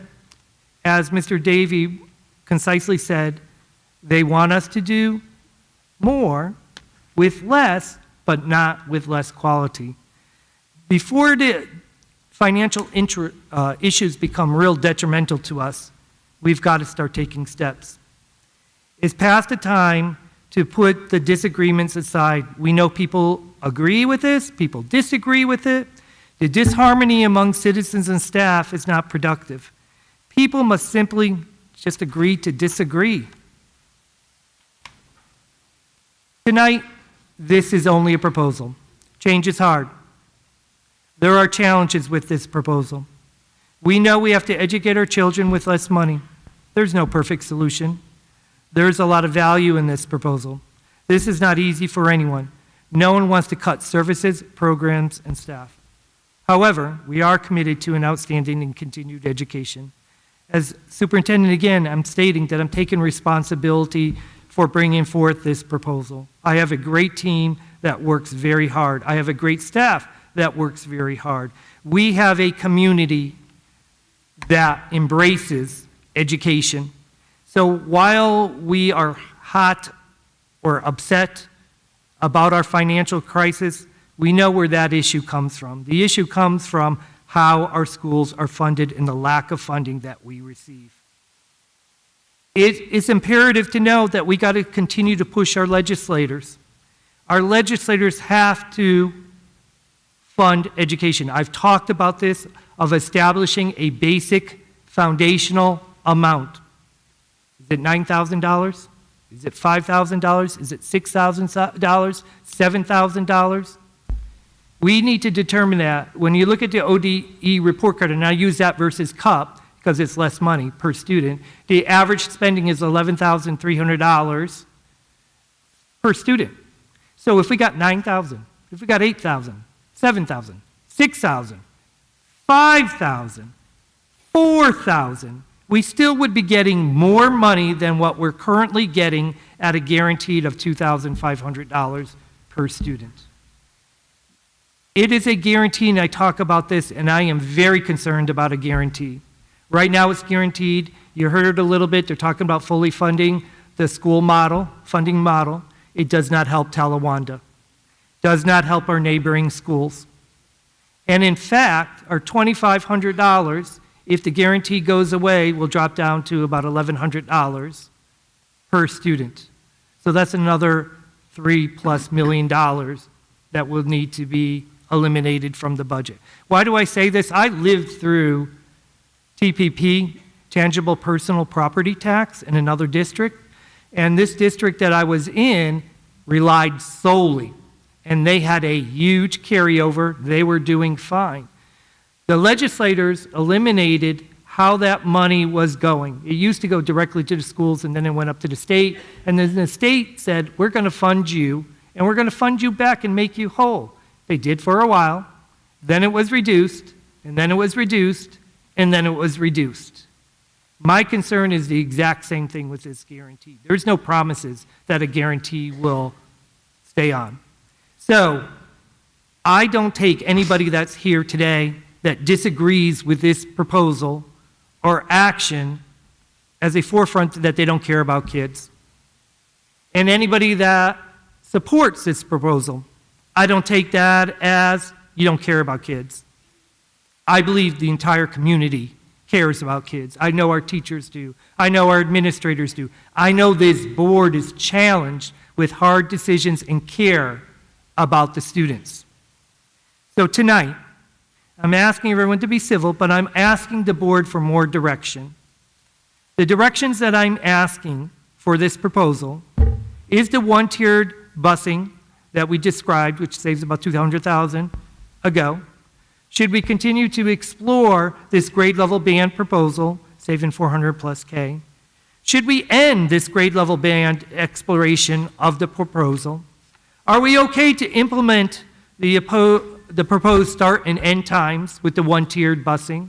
Are there other steps, information, or directions the board would like us to gather and consider? At this time, I know the three members are up here, and the board may have additional questions or comments. Thank you, Dr. Throat. Do any of the board members have questions for our three presenters who worked on this? I just want to say thank you for putting this together. I know you've been working on it for some time. Contrary to some of the information out there, this has not just been thrown together. There has been some thought. This has been discussed for a bit.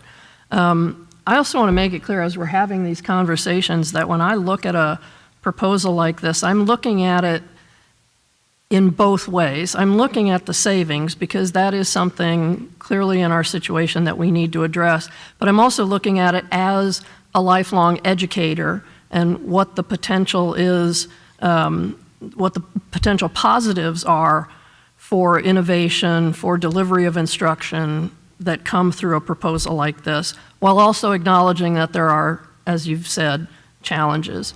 Mr. Davey, I appreciate the way you talked about it as thinking about challenges as opportunities as well. So I'm really looking at it kind of in both ways. I want to look at the savings, but I'm really interested in the educational benefits or downsides of it. I think if we do move forward with more information, I think I would like some more details and statistics on that, if we can find those details and statistics. I know you've mentioned there are other districts who have gone to this type of structure and so we have anecdotal evidence, but I want to know if there's any other data, any other evidence from districts that have done this and looked at specifically at the educational advantages or problems with that. To see what research was out there, actual empirical evidence, studies that have been conducted, things like that. And there hasn't really been studies specific to this situation. Mm-hmm. There's been studies that have talked about kids that come in and out of districts through multiple buildings, but not necessarily through different buildings within the same district. In large part, I think it's because it's more common nationwide. There are models used like what we currently have and models used that are grade level banding, and but I don't know that we were able to come up with any. And I know when we met with TEA and TSCA, we talked about that as well and looked at some of the things to see if there was anything like that out there. A lot of the letters that we're receiving are parents have concerns about students' mental health in terms of dealing with issues of discontinuity and changing school every 2 years. Have you guys thought through or have any thoughts about that?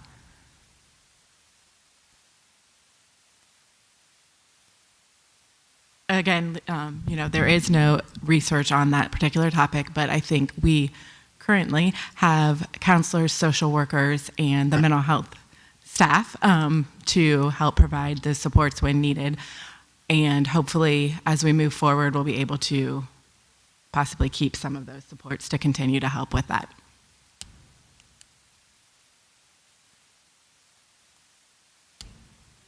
Component to that is also the idea that they're traveling with their cohort. So the changing of schools, the changing of the physical building, certainly provides a challenge. But, We have students who start new in the middle of the year, and teachers do a fantastic job establishing relationships with those kids and making them feel welcomed. It's the person in front of them, I think, that really and truly does make the difference. And I know the people that I work with for sure, and the people I worked with at the high school, the people I work with now at Bogan, the teachers my own students have at the middle school and at Kramer. Those teachers could be teaching at the bottom of the ocean, and my kids would be getting the benefits that they get. So.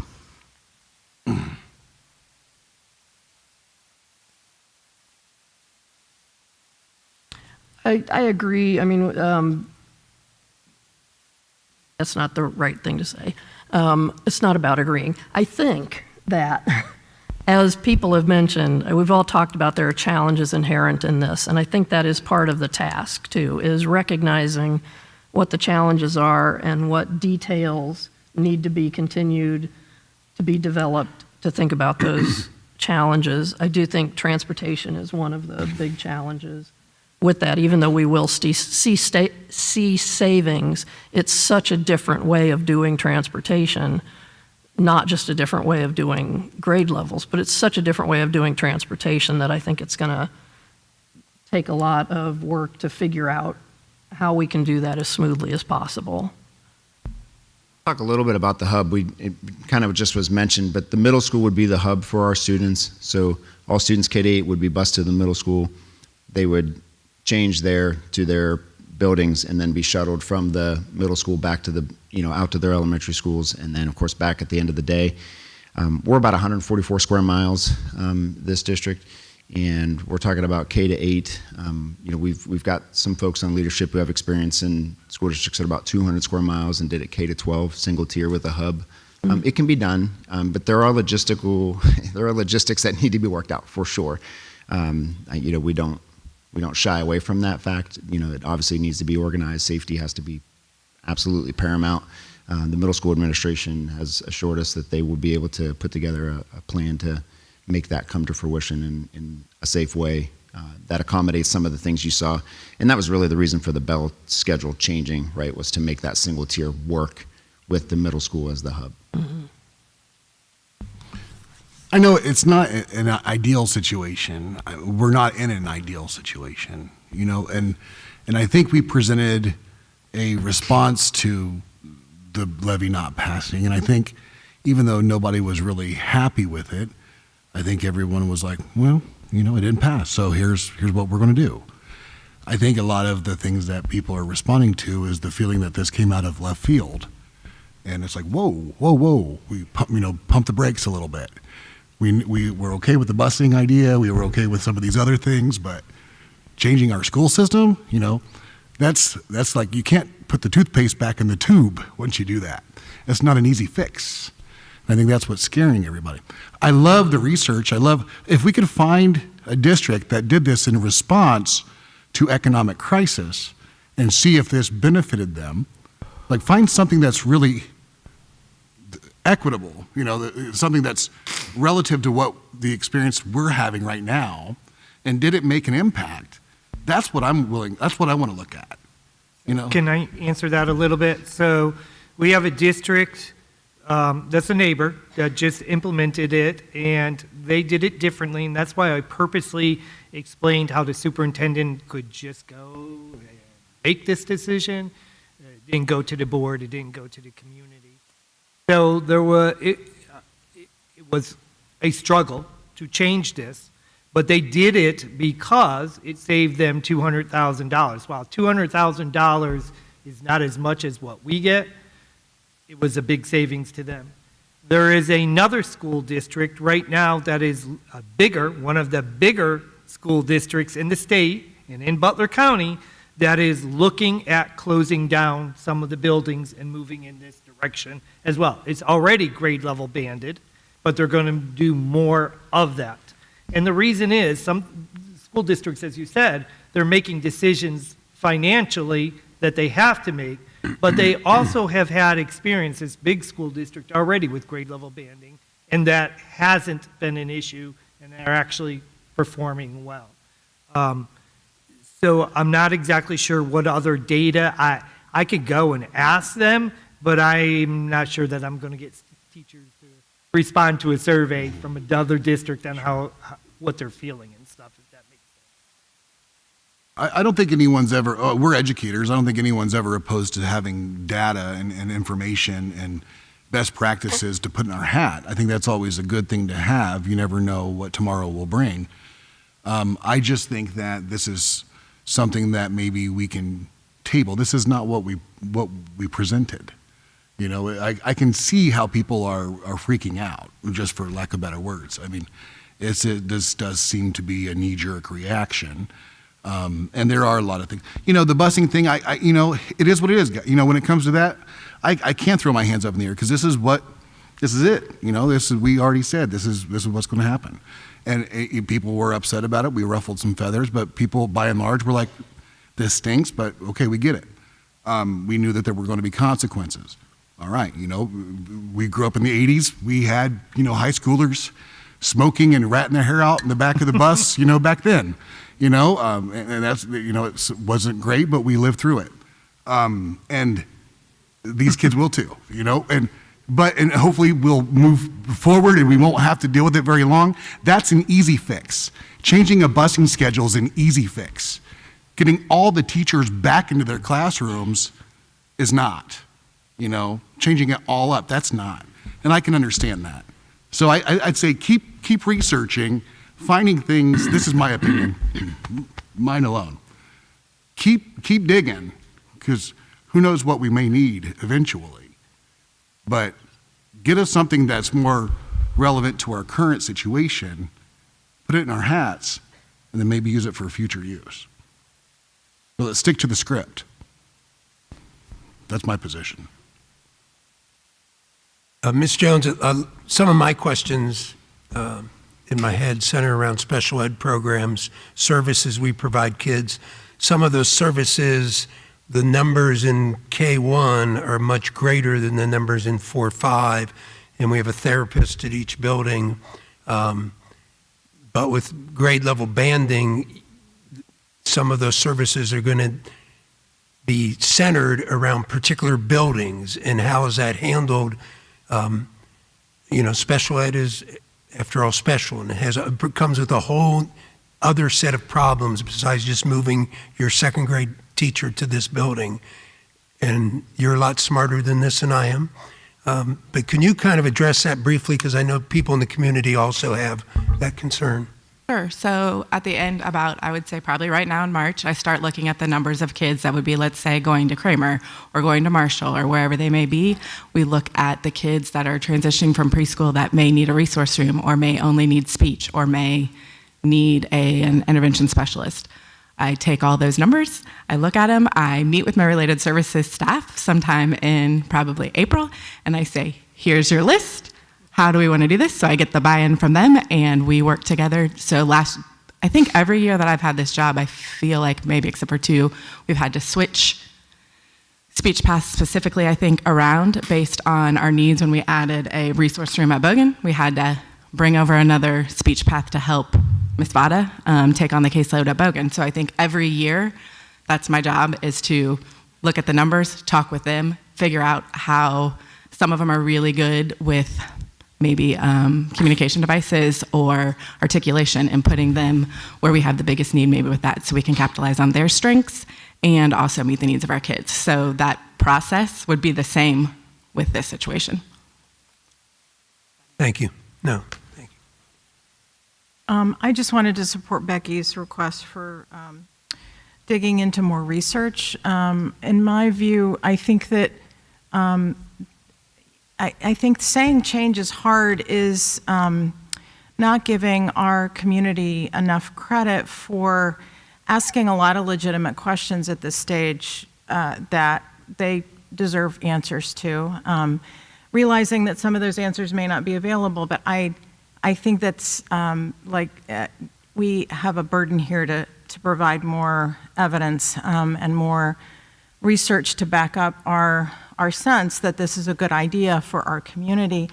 And I also want to suggest that it might be a good idea for our community, but not this minute. And so I think I have, a lot of those questions are on my mind right now, and I know the money issue is urgent, but the sort of tone of these emails we're getting and some of the concerns that folks are raising are really legitimate concerns and questions. And so those are the questions I have at this stage about where we are. And I'm really grateful for the creative thinking that's in this proposal, and I'm deeply appreciative of it because it's hard to think creatively when you feel like your back's against the wall and you have to cut things that you know are important. And I know that's hard for our district right now, and it's hard on our teacher morale and our staff morale, and we're very much aware of that. So grateful for your work. I think I'm thinking that, and I'm not sure if I'm agreeing or disagreeing with you too. I don't want to just let this drop right now. I would advocate that we continue to develop this proposal, again, not for immediate action, but to continue to look at what the benefits are and what those challenges are.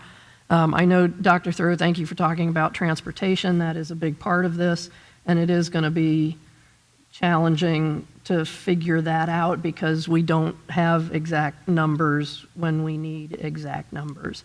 But I also don't want to just let this drop. I think, Mr. Bothus, the phrase you used was put it in our pocket. I'm not sure I want to put it in our pocket. I think I want to put it on the table. We're not taking action on it right now, but we are continuing to keep it as an active possibility, if that makes sense. Yeah, Dr. Howard, I want to clarify. I want to keep investigating, keep digging. I think that was my term. Keep digging, find something that's more relevant to our current situation. And then in the event that we have to pull it out, we can. But right now, we have families who are dealing with the logistics of transportation regardless, because that is on the table. That is something we are going to deal with. We've already said that. That's going to happen. Adding to that, moving classrooms and all that, that's an added burden that I think that may be too much for all of us to handle right now. So I think maybe right now, let's just eat an elephant one bite at a time. Sorry for all of my country colloquialisms. Now, when you looked into the busing, one-tier system, which saves us $200,000 and doesn't cut anything educationally, one of the things I hear is you got 8th graders on the bus with kindergartners, and people's concern, excuse me, you can wait, please. Having taught 8th graders, my guess is if you give them a cell phone and they have assigned seats, that's going to be okay, but we can look into that. That's certainly a concern. All the private schools I went to, K to 8, rode the bus all the time together before cell phones, and we survived.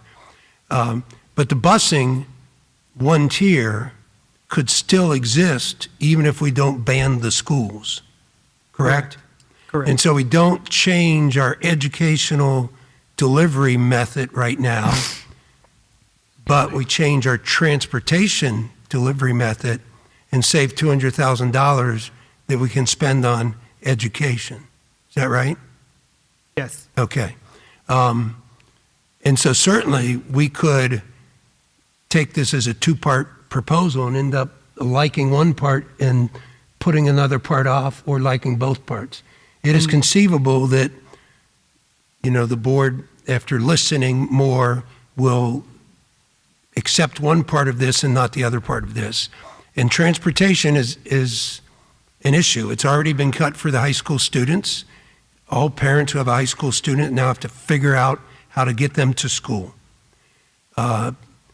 People that live in town, particularly where there's sidewalks, your kindergartner is going to be walking 2 miles to school in the snow and the rain. And you will have to figure that out, unfortunately.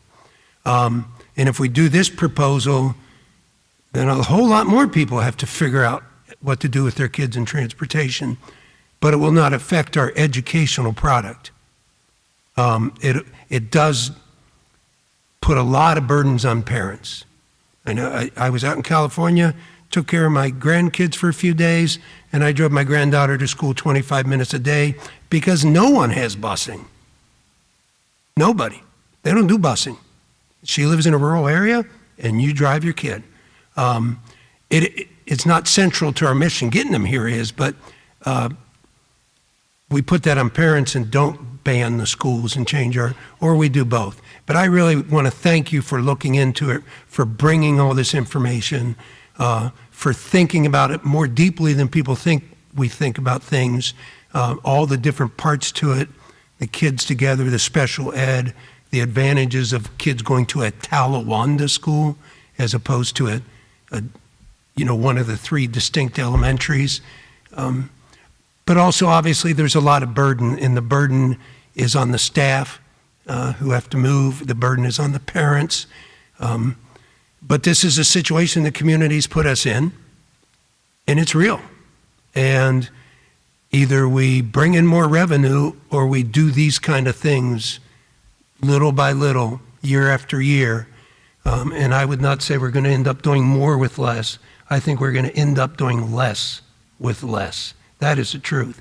We're going to be doing less with less unless we figure out a way at the state level or local level to deal with that. But I really want to thank you. I think now we'll start public comments. Hopefully it helped to have them go first so you could see the proposal. I want to remind you of the rules, so I'm going to pull them up to make sure I remind you of all the rules. And there's people out of the starting gate really quickly tonight. Public participation is 1/2 hour long. The presiding officer has the discretion to extend it. When you approach the podium, I ask you to state your name.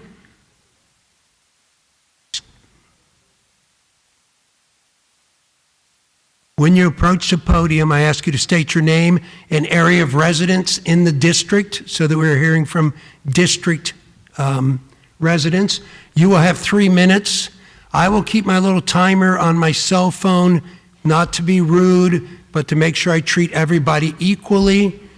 And I'll give you about a 10-second warning for you to wrap up.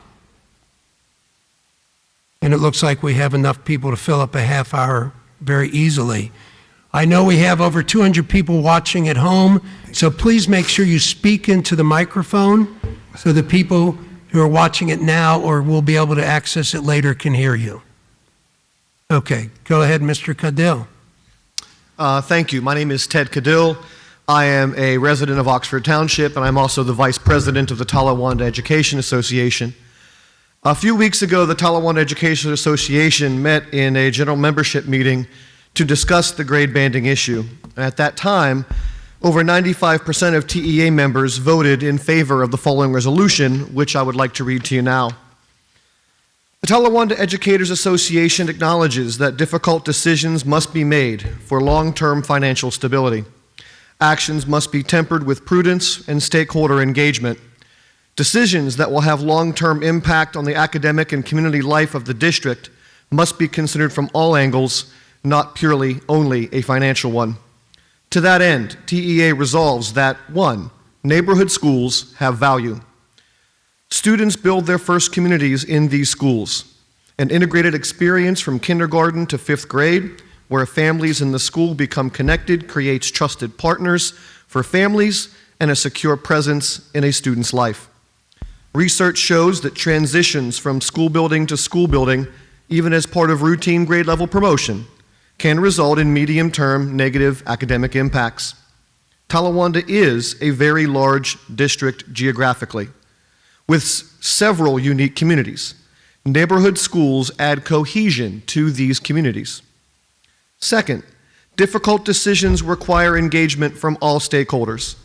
TEA is willing to explore and examine all options that will allow the district to function and support all learners. But while ending neighborhood schools may be a financial option for the district, it should first be examined and considered by a broad range of stakeholders. TEA encourages the district leadership to establish community forums with families, PTGs, general community members, and district staff to explore both what is best for the district and how any changes can benefit everyone. A change to grade level school bands is a massive undertaking and would require many months of careful planning by administration, staff, and families. A change for this fall cannot be considered carefully. And finally, there is time to plan and implement modified reductions. The superintendent proposes to reduce the athletic fees for next year by half compared to the initial plan. This can still be accomplished without banding the schools via transportation savings, attrition, and strategic transfers to fill vacancies. Therefore, the Talawanda Educators Association calls on the Talawanda Board of Education to consider carefully any changes to the district's current arrangements 10 seconds, Ted. and to engage the wider community before implementing any long-term and permanent changes to the district. Thank you. Thank you, Mr. Goodwin.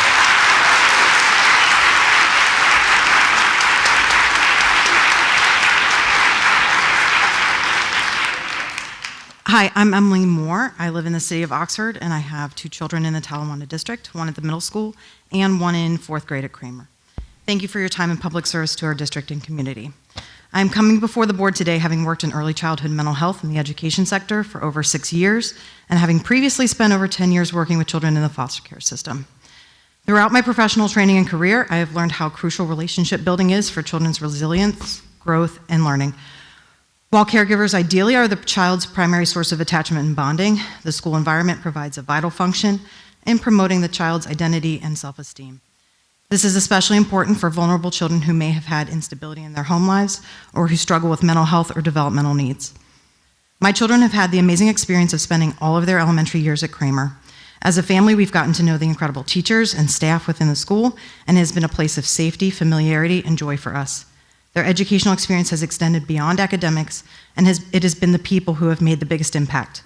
My children have formed lasting friendships with peers they've known since kindergarten, and we have developed friendships with fellow parents through school activities and events.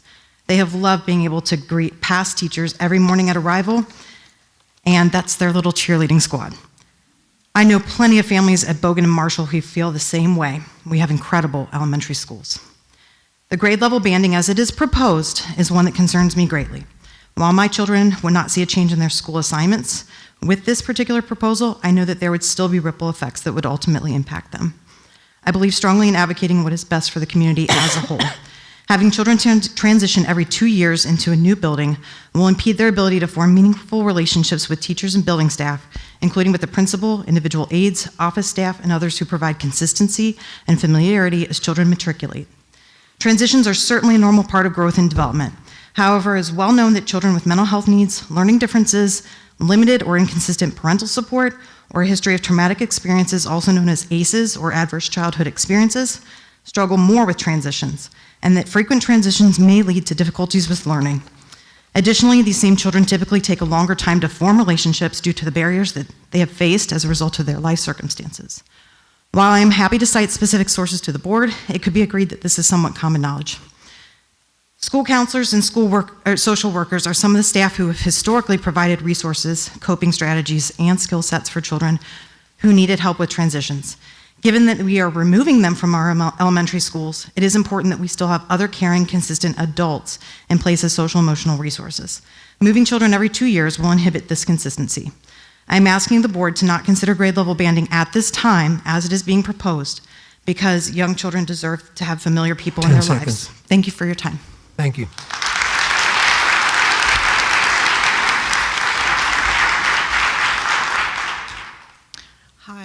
Hi. My name's Jessica Stoico. I don't have a speech prepared today, but I did feel compelled to come here and say that as somebody that is speaking as a representative for low-income communities in Oxford, I can tell you that regardless of grade banding, obviously you've already mentioned the logistical issues with kids getting to school, as some parents don't even have a vehicle. And I just wanted to make the community aware as well that at least 3, probably even more clusters of low-income communities will be affected if the 2-mile radius plan goes into effect. And being that, according to the recent report card for Talawanda School District, that over 26% of our students are economically disadvantaged, we really do need to get a handle on that. And I realize that we're looking for information from other districts and what they've done, but I would like to argue that we're a pretty unique school district, and it is going to take some brainstorming, and I'm willing to help in any way I can. And I know that there are others that are willing to help as well.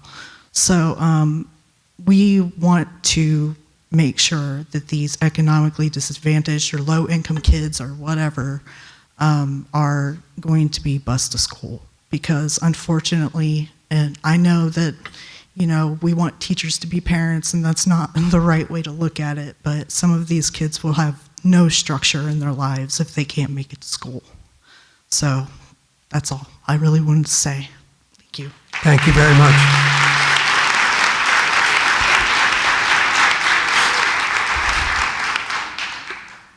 Mike Dittman, Hanover Township. Good evening, all. Last month, I suggested everyone needs to contact our state elected officials to see if they will push to make changes in this unconstitutional state funding formula. I hope many of you have made those contacts. However, this is a long-term solution. We know this isn't going to happen overnight. And we need not just 10 or 12 people, we need 1,000, 2,000 people contacting our reps. But right now we have to address the current issue.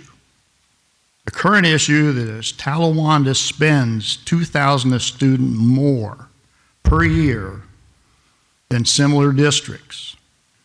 As was put in your fact-finding letter, the average in Ohio is 11,000 something. We're spending 13,500. So all this talk of doing more with less, you know, we need to spend less. There's other schools that do it. I don't know why we can't. So that means that the spending cuts we're looking at should be $5 to $6 million this coming year, not over 3 years. Our superintendent stated in the Journal News on February 18th this year that Talawanda is in a financial crisis. Let's all understand that this board and this superintendent have created this crisis by not acting when the deficits were first known. We should have been making changes 5 years ago, not today. And I also see on the agenda where the board is now going to reward our superintendent with a 5-year contract for helping create our financial crisis. And don't get me wrong, our superintendent, as far as I know, does a fine job. So it doesn't matter who it is. The board should not be doing this. We have got this crisis, it's come around, and it's your responsibility to get us out of it. And given 5 years, I don't think it's a good idea, folks. I think you might have remembered 3 years ago I suggested when our grade card went from B to a C that we shouldn't reward the superintendent with a 3-year then, that we should have went to 1. I think it's time for you folks to really get a hold of these costs. And I understand everybody's concerns about change, but folks, we all need to change. Those of us have to manage our own budgets just like the school should. Thank you for serving, 10 seconds. and look forward to some more positive changes. Thank you.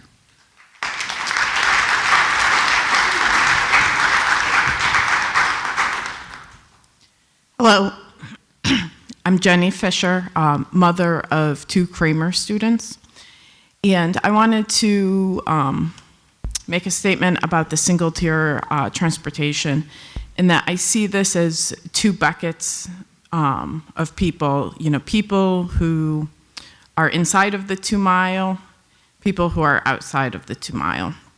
And I challenge you to consider a 3rd bucket, which is parents who are willing to show up to the hub. So with my children's ages, if we go to single tier and banding, I'll have one child at Marshall, one at Kramer. So I would be responsible for taking one to Kramer, one would be bus. That means the bus is going to come to my house, the same bus stop my kids currently use. If I forego that and I walk my both children to the middle school, and keep in mind, you have middle schoolers getting off and going into the school, so there should be spots available from the middle school to Kramer. That is something that I do hope that you consider, because I see logistically that walking from the city to the middle school is a straight shot. That sidewalk is safe, and I would feel comfortable on it with me and my children. Walking the sidewalks from my house to Kramer is not safe. I have done it before, and it never made me feel comfortable. That's one point. The second point is in regards to the mental health discussions. I'm very concerned about mental health. I do not like the banding, but I want to remind everybody that in the December meeting, we cut art, music, and PE. My children will be devastated if that comes to play, and the mental health implications of that far outweigh them not being together. I would like to keep my kids in the same school together. That is ideal, but I understand that there are constraints. Thank you for your time. Thank you. Hello, my name is Sandra Finley. I'm a retired teacher from Talawanda School District. I have 3 grandchildren that are in the Talawanda School District. I have one in high school. I have 2 that are at Marshall. One is in kindergarten this year, and one is in 1st grade. So if we go to the tier, one will be out at Bogan and one will be at Marshall. My concern is safety. Early in the morning, sending them to the middle school, and then the one going out to Bogan. When we decided to build Bogan, the purpose was for community, to have Bogan for the people in Somerville to be in a community school. So now we're spreading, the schools are spread out. We have Kramer, we have Marshall, and Bogan, and they're far apart. Now we're going to send a 1st grader out to Bogan that lives a couple miles from Marshall that early in the morning. What condition are these kids going to be in that are going so far out to Bogan ready for school? They're going to be tired. And then at the end of the day, would it not be better to have K-5 buildings, put the kids on the same bus from the middle school and the elementary, drop the elementary off, and then take the middle school kids to the middle school? You know, it concerns me about the safety of these young kids, plus their mental health. They're going to be, a K and a 1st grader are going to be afraid of going that far. You know, we've lost our purpose. It was also referred to about, at one time we had a 4th, 5th grade building. Yes, we did. And I taught at it, Stewart. But the elementaries were not that far apart. We had 2 elementaries. And our goal was to make community. And that's why we built Bogan. But now we're taking that community apart by spreading these kids all in different areas. So I would like to see the community stay together, stay in their areas, not move kids so far apart from each other. Thank you for your time. Thank you.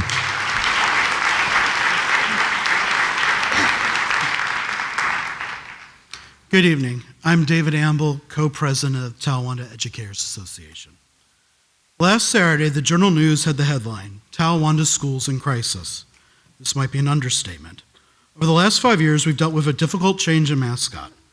managing COVID, a community-splitting failed levy campaign, now proposals followed by more proposals to address it.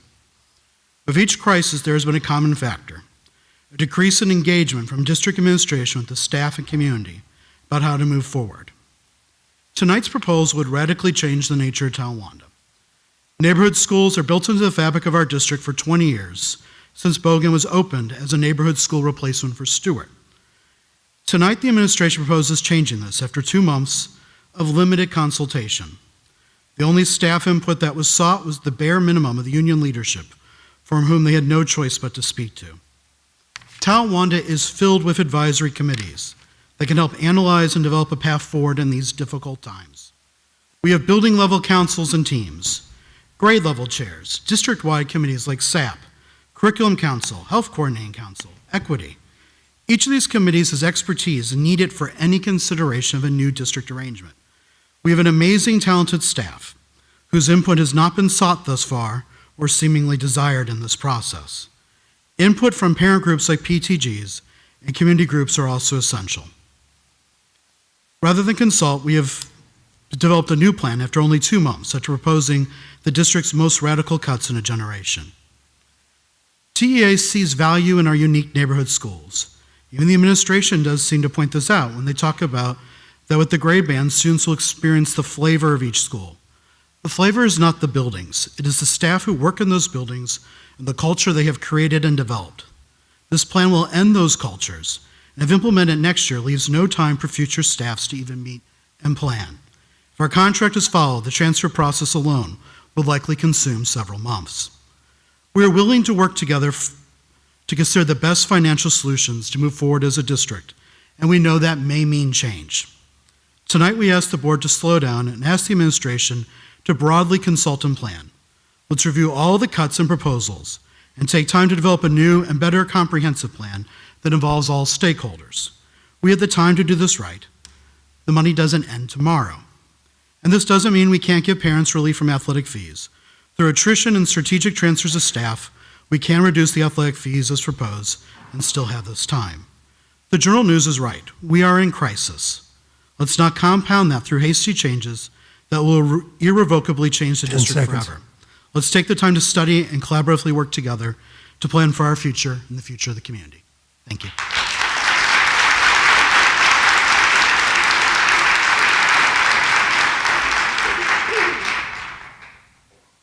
Hi, my name is Pam Hodgson. I have 3 kids at 3 different buildings in the district. I am here to speak about the administrator contracts that are coming up again today. You know, I hear these phrases like leave no stone unturned, we're all in this together, and I am asking, have there been any changes made to the contracts, or are they remaining the same? My understanding is that administrators get 100% insurance coverage. Teachers don't get that. You know, we can see that there's not support from the community for switching schools. The cuts need to come from somewhere, and I ask if you have considered that. I think that's a reasonable request. Money needs to come from lots of different places for us to get through this. In regards to talking about kids' mental health if they change schools, I'm really concerned about the mental health of high schoolers. If we cut sports and activities, my boys will be devastated. And so we need to start making cuts now where we can before it's too late, before these contracts are approved, in my opinion. I will say I wouldn't necessarily take off the table the redistricting of schools. I do hope you guys continue to investigate that, even though it's not what I want for my child and for these teachers that I love. But I really want you guys to consider the admin contracts and you know, keep digging into things that can be done before we take away specials, gifted, after-school activities. Thank you. Thank you.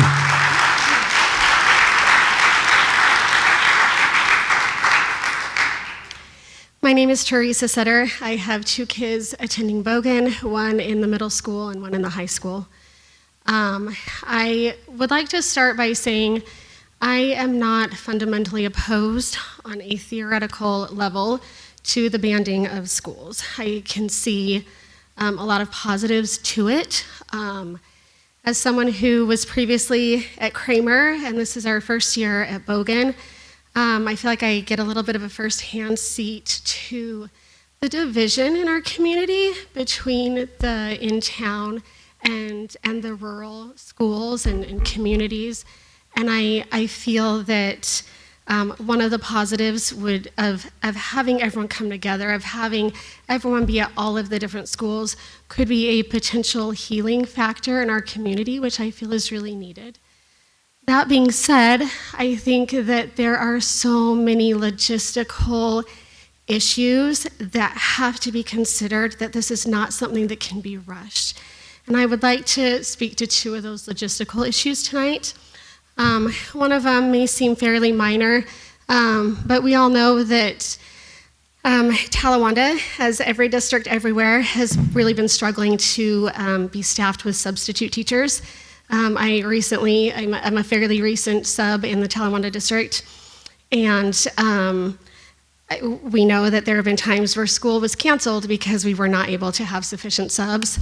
A lot of the substitutes in our district are parents of children in our district, and if all of the schools are starting at the same time, but a substitute is supposed to be there, 30, 40 minutes early, that's going to make it impossible for a lot of our current subs who are parents to continue substituting. So I think that that's something that just needs to be, people need to be aware of and looked into. But if it's a problem for substitutes, I imagine that that's also going to be a problem for our teachers and our staff who are parents of students. If you work at one school and you have to get your child to another school and there's not busing and you have to be there, or there is busing, when everything starts at the same time, it's going to be logistically really difficult for our staff who are parents. The other issue that I would like to speak about, I realize that the one-tier busing is happening. My issue is slightly different, specifically because of the banding. And I want to say there have been times when my children could not ride the bus for emotional or behavioral issues. I've got a squirrely little ADHD son who was very emotional, and there were times that we had the luxury of being able to drive him instead of having to put him on the bus. Earlier this year, at the beginning of the year, my middle schooler and high schooler came home 10 upset. seconds. Oh, my high schooler was in tears because of the lewd comments and pornographic images and horrible music that were being played by the 8th graders on the bus. We had the option to choose not to take them on the bus until that was resolved. Thank you very much. We're taking away the option of parents by forcing them to put their kids on the bus, not allowing because of the time. Thank you very much. Okay, I'm sorry, your time's Just up. don't take away the choice of the Okay, parents. thank you. I'm so sorry. Sorry about that. Thank you very much. Good evening. My name is Amy Shaman. I reside in the city of Oxford and have a child at Kramer. I'm speaking tonight on behalf of my entire family. We appreciate the planning that has been going on to prepare for the future emergency. Your work, however, needs to be and continue to be based on research and facts, not guesses and gut reactions, and using creativity along with research. The decisions you are making have huge consequences for our schools, students, teachers, admin, and community at large, as we've heard tonight. To be specific on one element of the plan changes, the consequences for removing busing to the high school for school itself. Dr. Thoreau said last time the votes that happened in December were possible for change, and this is one I'm asking you to change. Taking transportation and access away from students, especially our impoverished and socioeconomically at-risk students, has immense consequences. So I ask each of you, what are the numbers of high school students who do not have their own transportation to school after the buses are removed? How many of them live in safe walking distance? not walking up 27 without sidewalks or safe shoulders from Island Lake, or down 27 from the Oxford Trailer Park? How many students without access to transportation live in Riley, Collinsville, Milford Township, Somerville, Hanover Township, etc.? How many parents with 2 jobs and 1 or 2 cars cannot stop working to give transportation to a child? How many families have parents who don't drive? I know some. Once you know the numbers, ask yourself, how many students are you okay with dropping out because they don't have access to transportation? How many? 100? 50? 30? 15? Should I keep going? For each student who drops out because of a decision you make, how many is okay? How many generations of poverty are we going to contribute to because of money? Yes, you have difficult choices in front of you. So many families, especially our young families, are being asked to make significant sacrifices to keep programs at the high school. So many difficult choices are being made to keep some support for sports. Sports and extracurriculars are so very important for so many reasons. But a high school diploma and education is more important. And it seems to me we're at that choice. This district had had pay to play for many years, an organization formed and fundraised to help kids whose families couldn't afford to pay for play. This can happen again. Our high school must have students who can get to school to learn. We don't offer full high school remotely. They need to be here in this building. Kids have to be able to be in school to graduate, to succeed in life, to benefit from the community that cares for them. So again, how many students are you willing to look in the face and say that for bus money, you're willing to have them drop out and not benefit from this education? Thank you. Thank you.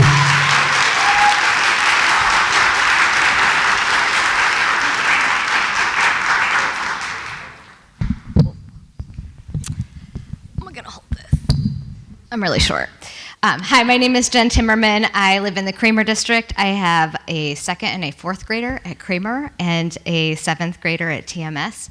I'm here to address some concerns about the banding proposal.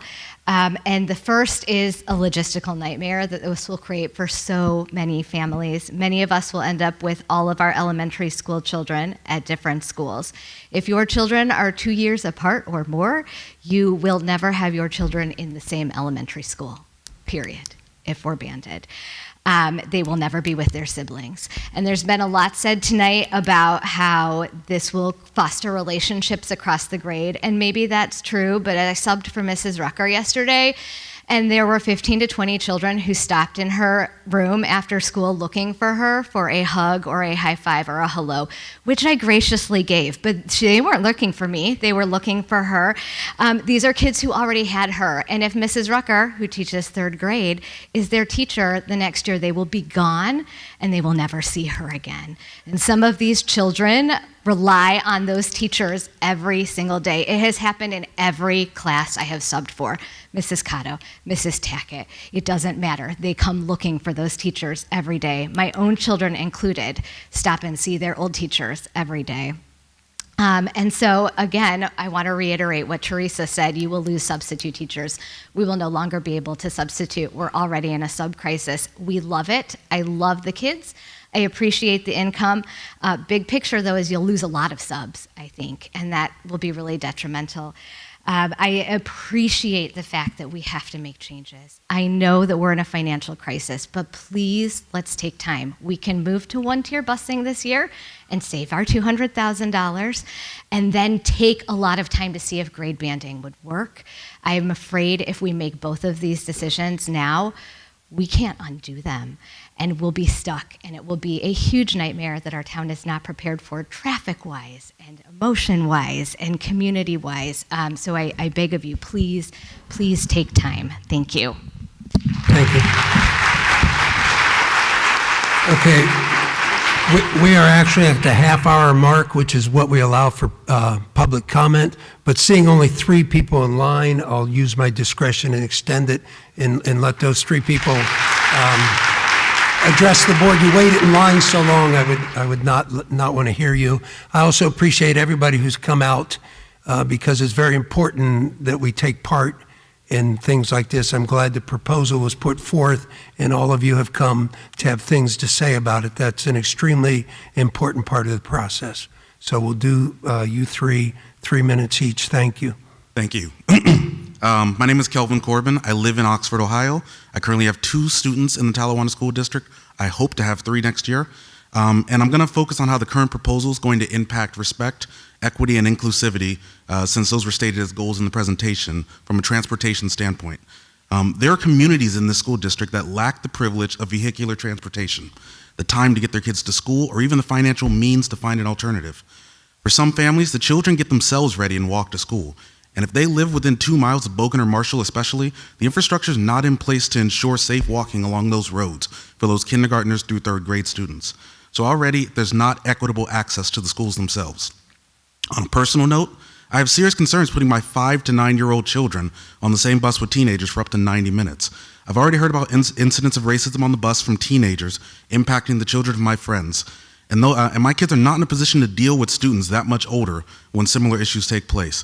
I already know that the district is not in a position to handle these incidents because in one particular case, when racist bullying was reported to district leadership, the response was essentially, "I'm sorry that this happened.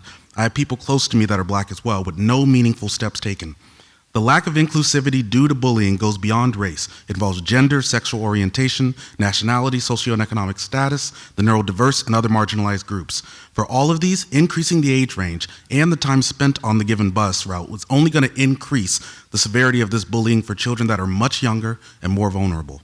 And I simply don't have faith that the district will be better equipped to handle these situations than they have in the past. And regardless of what's been said tonight, we're looking at reduced student access to mental health professionals going forward. So good luck finding the resources to cope if you're dealing with lasting emotional or psychological trauma.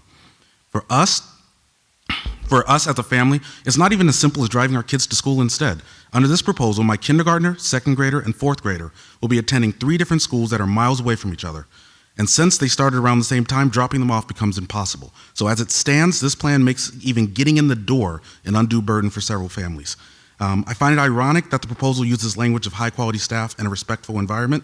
This proposal has not yet been vetted by the primary stakeholders, the parents, the students, nor the staff.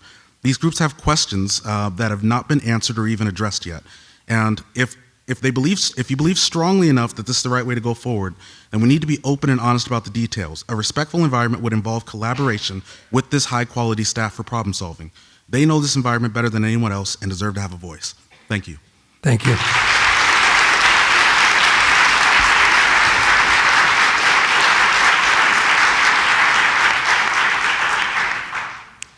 Hi, my name is Sarah Meany. I have a 2nd and a 4th grader at Kramer. I live in town.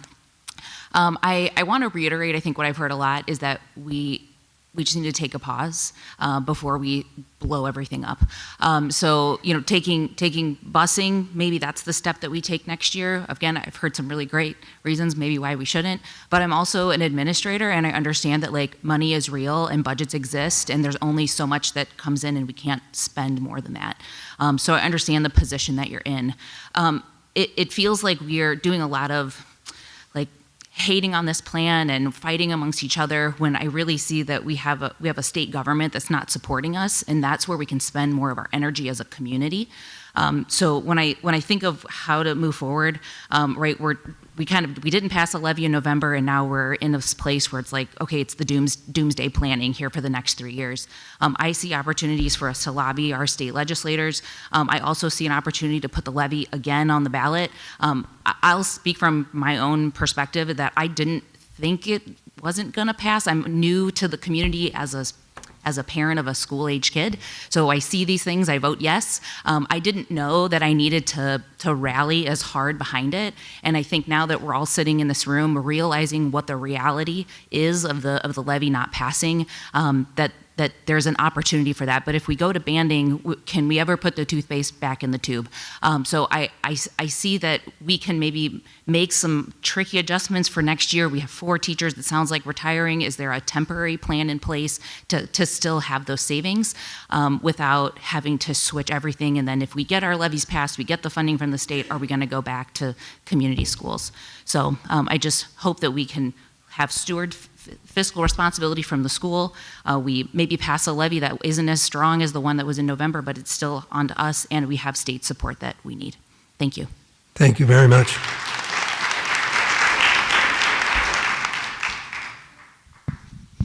Hello.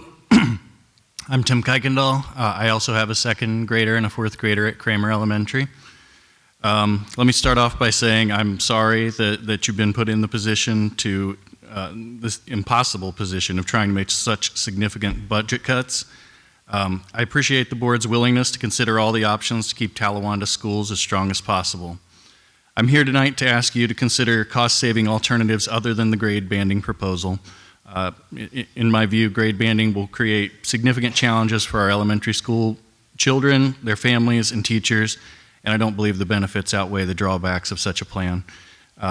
My family also lives within 2 miles of the school that my children currently attend, and after we saw the levy fail, we kind of came together as a neighborhood and started talking about what transportation would look like next year and how we could help each other out.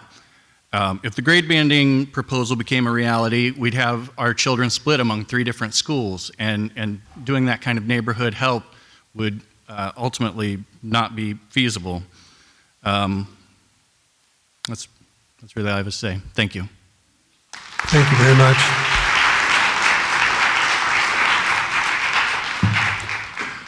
I want to thank everybody for coming and giving us your information and your opinion and being part of the process to vet this proposal.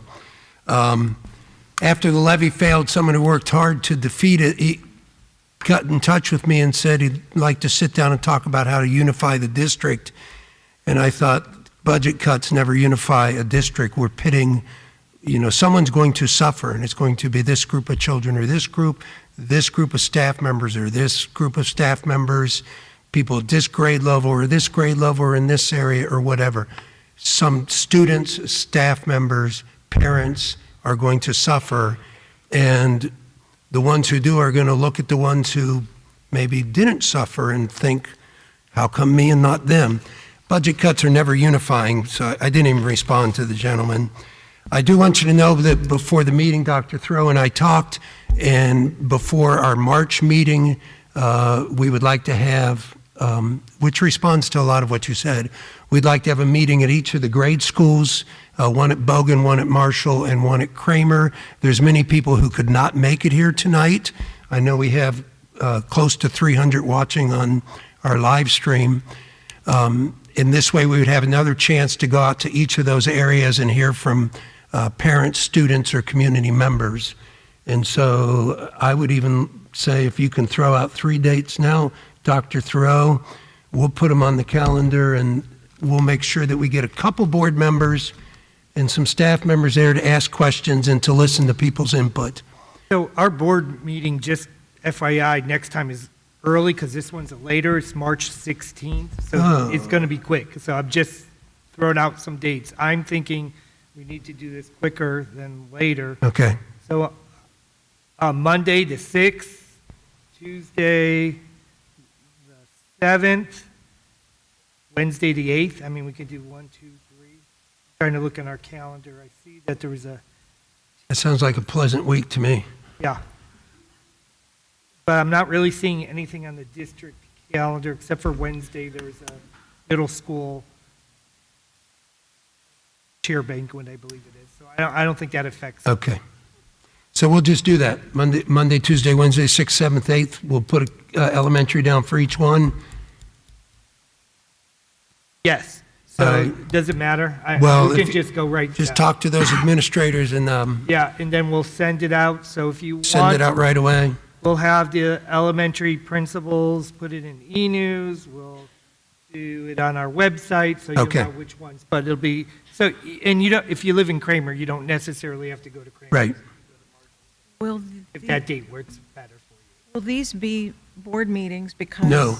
If there's only two, we'll try to make sure only 2 board members show up, and just that way it's not a board meeting. There's no open meeting request. We don't have to keep minutes or agendas, but it would give people the chance to give input, feedback, ask more questions, and because I think tonight was very helpful to hear from people. Oh, yeah. As much as, I love waking up at 5 in the morning and say I got 12 new emails since 11 at night with people's opinions, I think is a very important part of the process. So we want to have more of that. FYI, Wednesday, the 8th, is the 7th and 8th grade band and choirs that evening. I don't know if that would impact meeting in the afternoon. They would but- just have to pick a different, they can go to the 6th or 7th.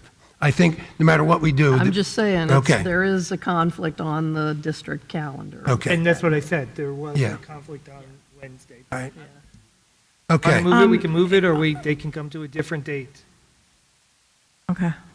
Right. the board, and what the board would like. All right. Thank you very much. Now moving on with the, why don't we take a few minute pause in case people want to leave before we go through the 40-minute quick business part of the meeting. If you want to stay for it, you're more than welcome to take part in democracy, or you can leave.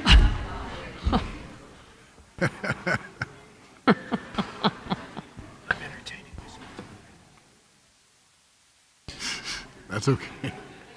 Can you pick me up a burger? Cocktail. Wow. Right. Way to clear the house, Pat.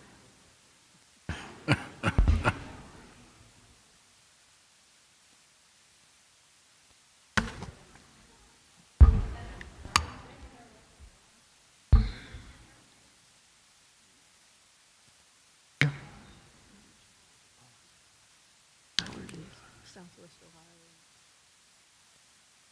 It's only going to get worse.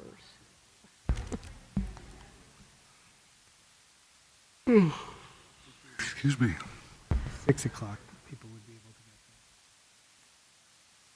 to. Okay, thank you very much. Ms. Trafalski, we can start with the report of the treasurer. Okay, I am recommending that the board approve the following items as presented. Approval of the January 2023 regular meeting minutes. Approval of the gifts from all the community members who donated to the Taking Care of Talawanda Social Worker Fund. And there's quite a list of people who donated to this fund, and I want to thank you. To the community members who donated to assist our students in paying their Chromebook insurance and student fees. To the RCF group in donating office furniture to the middle school. To the Hamilton Community Foundation for the Marshall Elementary Library Fund, and to Mary Ellen Parker, who donated to the high school mock trial team. To each of you listed here, thank you very much. We could not do it without your generous support, so I would like to thank you. Approval, there's more. Approval of the appropriation modifications, approval of any then and nows over 3,000, and approval of the January financial report, which I would like to point out that we are fairly slightly better than anticipated in personnel and in fringe benefits comparable to the November's forecast.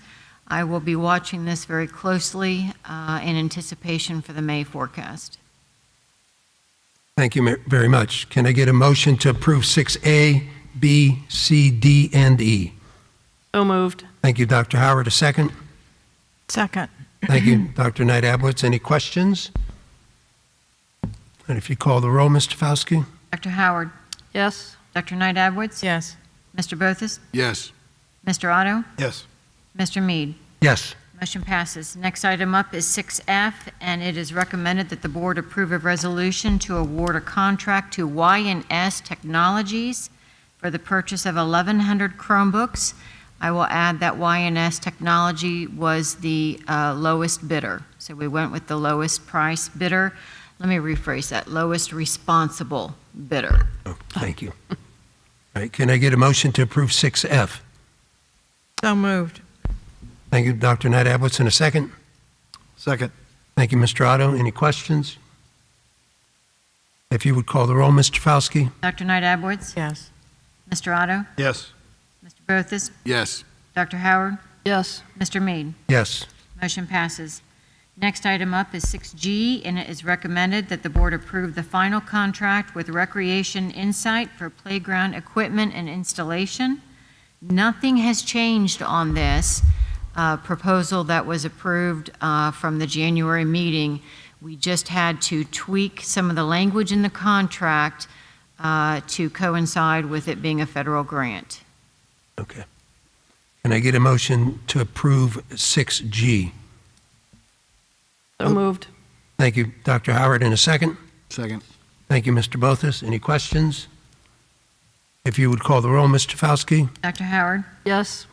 Mr. Bothus? Yes. Dr. Knight Abowitz? Yes. Mr. Otto? Yes. Mr. Mead? Yes. I only have one item to, as my other item, and I just wanted to remind everyone that our bus and maintenance lease with Miami is expiring on March 31st. I have reached out to Miami, in fact, this morning to see if there would be an off chance that there would be an extension. At this time, there is not, because Butler County Rural Transit Authority planning has been completed, and they are ready to start digging. So at this time, there will not be an extension, but will alert us as So is soon it as. the beginning of March or the end? I'm sorry, it's March 31st that it ends, so Okay. April 1st, we will be out. So where will our buses be on April 1st, since our bus barn is not finished? We will report on that at next month's meeting. Okay. Well, I can share. We have a 'cause I've been- tentative plan, we Okay. just need to. I've been working on that plan. Okay. The buses will be at the high school, and we'll have some at Marshall. And we also allow some of our bus drivers, currently, well, it's Peterman, I know, Peter, right. to actually take some of the buses home. We will be moving the Peterman bus office staff to the high school. So the high school has prepared for that, and in fact, I know there were some complaints and issues this year, in fact, that we limited the number of high school parking spots this year to high school students because we knew this was coming. So we needed space for the office workers, the bus drivers, as well as people that may be coming in and out. So we have that space available. It will be tight, but it is, again, 2 to 3 months getting through, and we are on track. I know Shauna's doing a great job it is a bus garage, and it's also a maintenance facility. Right. So our maintenance people are moving to like the PDC, Nelson Mora, whatever you want to call that building, as well as other spacing. So we're Okay. spreading out. We have a plan. Okay, thank you. When is the scheduled date for completion on the bus barn? July 15th at the moment. Thank you. Enough for the report of the superintendent. Ooh, we're going to block a little bit. I'm asking the board to, I'm recommending approval of 7A, which is 7A1, approval of the administrative employee contracts. The employee administrative contracts, for everyone's purpose to know, is they're also tied to the teachers' contracts in the sense of cost of living increases. So this year it was 1%, next year's 0%. That will continue. I know there were some questions about that. Approval of exempt non-union administrative contracts, which is 7A2. 7A3, approval of administrative contract for an assistant treasurer, that is open, that position. 7A4, approval of a substitute building principal. When we have a principal out, we can have this person come in and sub. 7A5, approval of building substitute teachers. You're going to see there's a lot of they are students. We have a lot of Miami students that are able to sub for us. This has been a very good partnership for us. 7A6, acceptance of resignation of a second grade teacher and a fourth grade teacher due to retirement purposes. 7A7, acceptance of a resolution for certified personnel to accept a resignation of the assistant treasurer, which above was one that we're filling. 7A8, acceptance of a resignation of one of our school psychologists. 7B1, which is we're on the classified personnel. 7B1 is the approval of classified staff contracts in the area of cafeteria manager and custodian. 7B2, the approval to accept personnel resignations in the area of an office clerk and head secretary. 7B3, the recommendation to accept the resignation of a middle school educational assistant due to retirement. Thank you very much for your 34 years of service, Deb Landrum. 7B4, a termination of a custodian contract.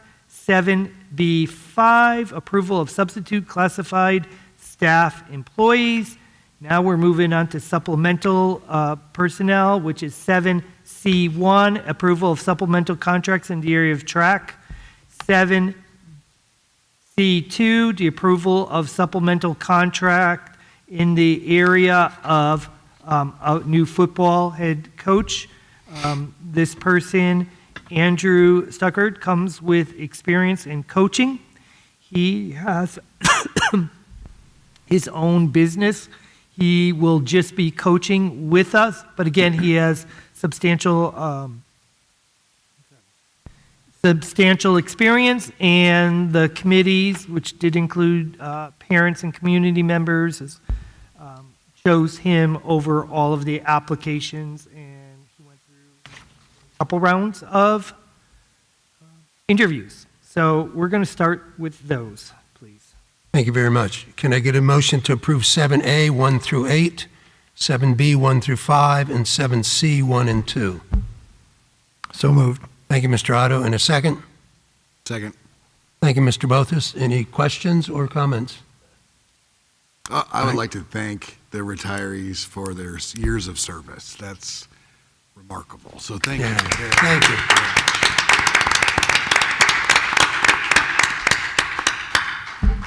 I mean, I have a friend who's 60, and I think Mr. O taught them, so he's been around a long time. I know my kids will be sad. Yeah, it's just sad. And also excited for Mr. Fauski getting a new assistant treasurer. It's a very good move for your office and the district, so that's a good thing. So, Mr. Fauski, you want to call the roll? Well, Mr. Otto, Yes. Mr. Bothus, Yes. Dr. Knight Abowitz, Yes. Dr. Howard, Yes. Mr. Mead. Yes. Motion passes. I just want to remind Mr. O that we do need substitute teachers if he wants to. There you go. We need those too. There you go. I also want to thank, because I just did the classified staff, Mary Johnson is Mary Johnson. going to retire, and so is Mr. O right here in there. Thank you. Thank you for all of the work, all of the students' lives that you have positively affected, and even with the classified Deb Landrum, you will never know how many students that you have positively impacted and put them on a great path in life, because we often don't see them, but sometimes you do. You run into them and they're like, "Don't you remember me?" No, you're much different from being an 8-year-old, and now you're 30 years old and have your own family. So I can't thank you enough, so thank you. The next items that we are going to be doing is D, E, and F, which are difficult to do. So as we do this, I just want to start out with a statement. Mr. Malone and myself have met with each of these individuals. As we work towards a reduction in force, as we've worked towards that 3-year plan, as we work towards looking at positions, unfortunately, we have to reduce in force some positions. So I personally, and I know the board does, this comes with heavy heart. We want to thank Shelley Pollack, Lydia Roller, and Jay Volker for their service to the district. No words can express the value and service that they have made to our students and community. Each of them, you are and have been valuable employees. It is with heavy heart now that I am asking the board one at a time. We're going to do 7D, the recommendation of the board to approve a reduction in force for the Butler County Educational Service Center contract employee. Can I get a motion to approve 7D? Thank you, Dr. Knight Abwitz. And a second? Second. Thank you, Mr. Bothus. I know that one of the things that's really improved at Talawanda is our graduation rate, which has gone from 92 to 96.6%.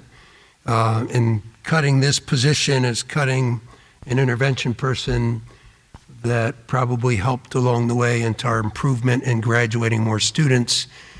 And I think these are the things we're going to lose as we go through this budget reduction process. We're going to lose positions and people who have helped students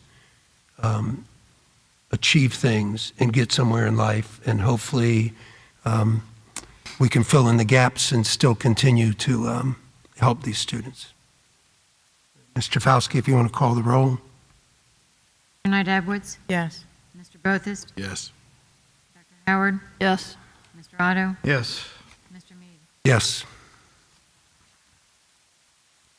It is recommended that the board approve 7E, which is a reduction in force resolution for a non-teaching employees as presented. Okay, can I get a motion to approve 7E? So moved. Thank you, Mr. Bothus. And a second? Second. Thank you, Dr. Knight Abwitz. And I know that one of these is our TOL position, correct? Yes, it is TOL. TOL has, it's not the exact position of TOL. What I need to explain a little bit is, even though it's that person teaching TOL. Okay, which position's being cut? So Just bottom line. it's the media Okay, specialist. all right, thank So you. what happens is, there's a seniority list, and we have to go through the process. So it's the lowest Okay. person on seniority, so that people bump into each other. So whilst the teaching online program person, who's also the TCSA president and does an amazing job, she is the lowest in seniority Okay. that gets bumped. Thank you. You're welcome. You would call the roll, Mr. Fauski? Mr. Bothus? Yes. Dr. Knight Abwitz? Yes. Dr. Howard? Yes. Mr. Otto? Yes. Yes. The last one with heavy heart is 7G. I am asking the board to approve the resolution as presented. Oh, I'm sorry. Did I? 7F. You're on 7F. 7F. I apologize, 7F, I hit the wrong button. It is recommended that the board approve the reduction in force for the exempt administrative employees as presented. And before we go with this, we've heard some discussions about what are we doing with the administrative contracts? What are we doing with administrators? We started this process when I came, and we have, when we had the audit, we've eliminated an administrative position in teaching and learning. We've eliminated central office staff, which is where I work and Shauna works, on treasurers and superintendents. We can go back to that, but this is the next step. Our two front office personnel, we are reducing their contracts by 20% each. So that will increase the savings. Can I get a motion to approve 7F? So moved. Mr. Otto, in a second. Second. Thank you. Dr. Howard, any questions? Good luck running without 20% of your office staff. Call the roll, please. Mr. Otto? Yes. Dr. Knight Abwitz? I'm sorry, Dr. Howard? Yes. Mr. Bothus? Yes. Knight Abwitz? Yes. Mr. Mead? Yes. Motion passes. I want to thank Linda Went and Kim Turner. Those are the two that are having their contracts reduced for their service to the district. They've been in the district a very long time. And while their positions, while they still have positions, their individual contracts have been reduced, as I have stated. That will, as Mr. Mead, you alluded to, that is going to change how we provide service in the front office, because we no longer will have full-time employees for, the entire school year. So we will be reducing that. We will have to change our hours. but it will result in some savings. With that, I want to go to 7G, and I'm going to block this. I'm recommending the board to approve the resolution card as presented for OHSAA. This is the Ohio High School Athletic Association that we do every year. Approval of 7H, which is the recommended changes and revisions to the school calendar. The school calendar is for next school year. We're looking at doing a couple changes. We are looking at changing and giving all students and staff the entire Thanksgiving week off, so no students or staff will be attending during that week except for staff that are deemed essential staff. Early release Wednesdays will be eliminated, so students will not be coming home early on Wednesdays. In lieu of that, 4 additional professional development or work days have been added throughout the calendar. The purpose of this is early release days for professional learning communities is a great idea, but the reality of being able to get people together in a 40-minute time with buses coming at the end of the day really eats into that time, and it doesn't happen across the district. So by adding these 4 days, the teachers will be able to come together, the staff will be able to come together, and they will be able to work on data analysis, best practices, and then we will be able to work together as a team. So that's some of the changes that we're working on the calendar. 7I is recommended the board approve the overnight field trip, which is great news. We've heard this. Dr. Howard talked about this a little bit. The mock trial, and I know Mr. Bothas did as well, they made it. So they need to go have a field trip approved so that they can go to Columbus, Ohio, which is really exciting. And then 7J, the approval of the handbook and tuition rate for next school year for preschool. And then the last one, 7K, is approval of a MOU, Memorandum of Understanding, for Catholic Charities Southwestern Ohio in regards to the Senior Foster Grandparent Program. So we are piloting the program. We are going to work with this group that will bring in foster grandparents into our buildings who will be able to work with students, read to students, maybe even play games. It depends what the needs are. The great thing about this program is we don't pay for background checks. They do all of it. They vet the individuals. Now, we can always say if a person isn't working out, we don't want that person. But I love the partnership of bringing in seniors into our schools. It's not going to start in all schools. We're going to start out slowly, and then we're hopefully going to be able to build the program, have enough seniors to expand it, if that makes sense. So I'm asking for approval of that too as well. Can I get a motion to approve 7G, H, I, J, and K? So moved. Thank you, Dr. Howard. In a second? Second. Any questions or comments on any of those items? Mr. Fauski, call the roll, please. Dr. Howard. Yes. Mr. Bothas. Yes. Dr. Knight Abwitz. Yes. Mr. Otto. Yes. Mr. Mead. Yes. Motion passes. And for my informational item, I've already talked about this, but I'm going to reiterate. The proposal that we brought forward today is exactly that, a proposal. The intent was never to make a decision from my part and from my stance.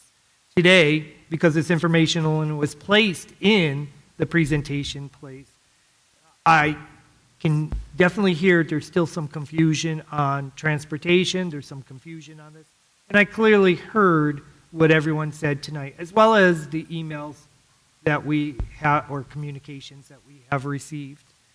So again, I want to go back to, it's important for us to be okay to agree to disagree. It's okay if this proposal moves forward. It's okay if this proposal doesn't move forward. It's okay for us to look at other alternative ways. We continue to look at every position, as I stated earlier, and we are trying to save additional fundings, and maybe that can push back elimination of a service or program. But the reality is, we have a financial issue. The reality is, this board directed me and our team $1.2 million next year. That's right. 1.8 million the next year. 2.2 the following year. So we're over, the $5.3 million. I and the board, I'm speaking for you, don't like that we have to do this. And we've talked about this. And it was hard when we had to come up with those numbers and move forward. But I am moving forward, and I understand that's causing pain, discomfort. But there is no intention to be deceitful, non-transparent. The intention was, as I stated, we could have made this decision, I could have made this decision, but that wasn't the intent. The intent was to bring it forward. And I get that the parents were starting, families and staff were starting to jump on this, but it was important to bring it to the community first. And then if the direction is to move forward, we move forward. We have a direction. We have a direction to meet with our communities on those March dates, which we will do. And maybe the decision is no, maybe the decision's yes. I don't know that, and I'm not saying that, but if I did not come forward knowing that I could save money, jobs, and services, it would be malfeasance on my part to do that. So again, I am not hurt or destroyed that if somebody disagrees, but I need our community to do the same thing. We need to agree to disagree, and that's okay. It's okay to express your thoughts and opinions, but let's do it respectfully. I heard a lot of people, we're one of the few districts that I really believe our community understands this state funding issue, and I believe people are starting to contact. There's many districts that don't understand that. Their people don't. We got to continue to spread that word. Because if we got a basic formula, if we got what the voucher got, $7,500 for 9 through 12 and $5,500 for the vouchers for K-8, we wouldn't be in this situation. But yet, they're getting more money than our $2,500. So I can't reiterate, don't fight with ourselves. We can disagree, but we've got to get this legislation to. And Dr. Knight-Ablett's talked a little bit about some of those legislations and even fully funding the new school funding formula. It does not help Talawanda. It does not help our neighboring schools. Clear and concisely. Okay. Thank you. All right. Now for items from the board members, item 8A, approval of a 5-year contract for Dr. Thoreau. If I could get a motion for that. So moved. Thank you, Mr. Otto. And a second? Second. Thank you, Dr. Knight-Ablett. Any comments and/or discussion? I would like to just make a couple of comments that, first of all, I'm going to respectfully push back on the suggestion that he hasn't been doing his job. In the 3 years that I've been on the board, every year, Dr. Thoreau and Ms. Tefelsky have been finding and making cuts. And we've been trying to make those as painless as possible. So I appreciate that work that you've been doing. I also want to point out that these contracts, both of these contracts, are in line with others in the county. And the total compensation, in fact, of these contracts is in the lower third of comparably with other positions in the county. I also want to point out that both Ms. Tefelsky and Dr. Thoreau have agreed to a 0% raise in their base pay over the terms of the contract if nothing changes. And I think that we need to recognize that functionally that is a pay cut when expenses go up. There's no cost of living built into that. So some people had said this was a rush decision. There's nothing rushed about it. All of these every single aspect of these contracts has been examined in detail over the last few months. So thank you both for the work that you've done. And I'd like to add on to that, Dr. Howard, as a parent before being on this board for a whopping 1 year. So all the accountability that I have on my shoulders for past discretions, I've ensued in 1 year. I've witnessed what Dr. Thoreau inherited from the changing of the brands to COVID to, now this. And I think you've done it with grace. There's been a lot that you've had to hurdle that it's insurmountable. I can't imagine trying to take all that on, especially new to a district and not understanding the culture of the community and all that. And that's a lot. So, and I think you've done it well. I don't think anybody else could have done it any better. So I'm proud of you for that. I just want to remind the board that we'd lost our treasurer. Ms. Stafalski stepped in and worked a lot of hours to keep us going, so we appreciate that. And again, just to reiterate what David was saying, Dr. Thoreau has faced a number of issues since he's joined here, which I think has detracted from trying to focus on academics, but he's done it as well as anyone I can imagine. Thank you both. Thank you. All right, though we only have Dr. Thoreau's contract on the line right now. Ms. Trafalski, would you want to call the roll? Mr. Otto? Did you Yes. vote? Did they vote first and second? Yes. I didn't catch it, so that's okay. We'll catch it. Mr. Otto? Yes. Dr. Knight Abowitz? Yes. Mr. Bothus? Yes. Dr. Howard? Yes. Mr. Mead? Yes. Motion passes. And can I get a motion to approve a 5-year contract for our treasurer, Ms. Trafalski? So moved. Thank you, Dr. Howard. And a second? Second. Any other comments or questions? They already said enough nice things about you, Ms. Trafalski, so if you would call the roll. Dr. Howard? Yes. Mr. Bothus? Yes. Dr. Knight Abowitz? Yes. Mr. Otto? Yes. Mr. Mead? Yes. Motion passes. Right. Future board events will be out at the 3 grade schools March 6th, 7th, and 8th. Please look for communication to tell you which school on which day. And our next board meeting is March 16th. With that, I'll ask for a motion to adjourn. So moved. Thank you, Mr. Bothus. And a second? Second. Oh, I can't second that too. Second. Can I? Who did a second? Second. Thank you. Thank you, Dr. No, wait a Knight minute, wait a Abowitz. minute, wait a minute. I had Mr. Bothus and Mr. Otto. Oh, your hearing's better than mine, so we'll go with that. He can have it. If you recall the roll. Mr. Bothus? Yes. Mr. Otto? Yes. Dr. Knight Abowitz? Yes. Dr. Howard? Yes. Mr. Mead? Yes. Motion passes. Meeting adjourned. Thank Thank you, you. everyone.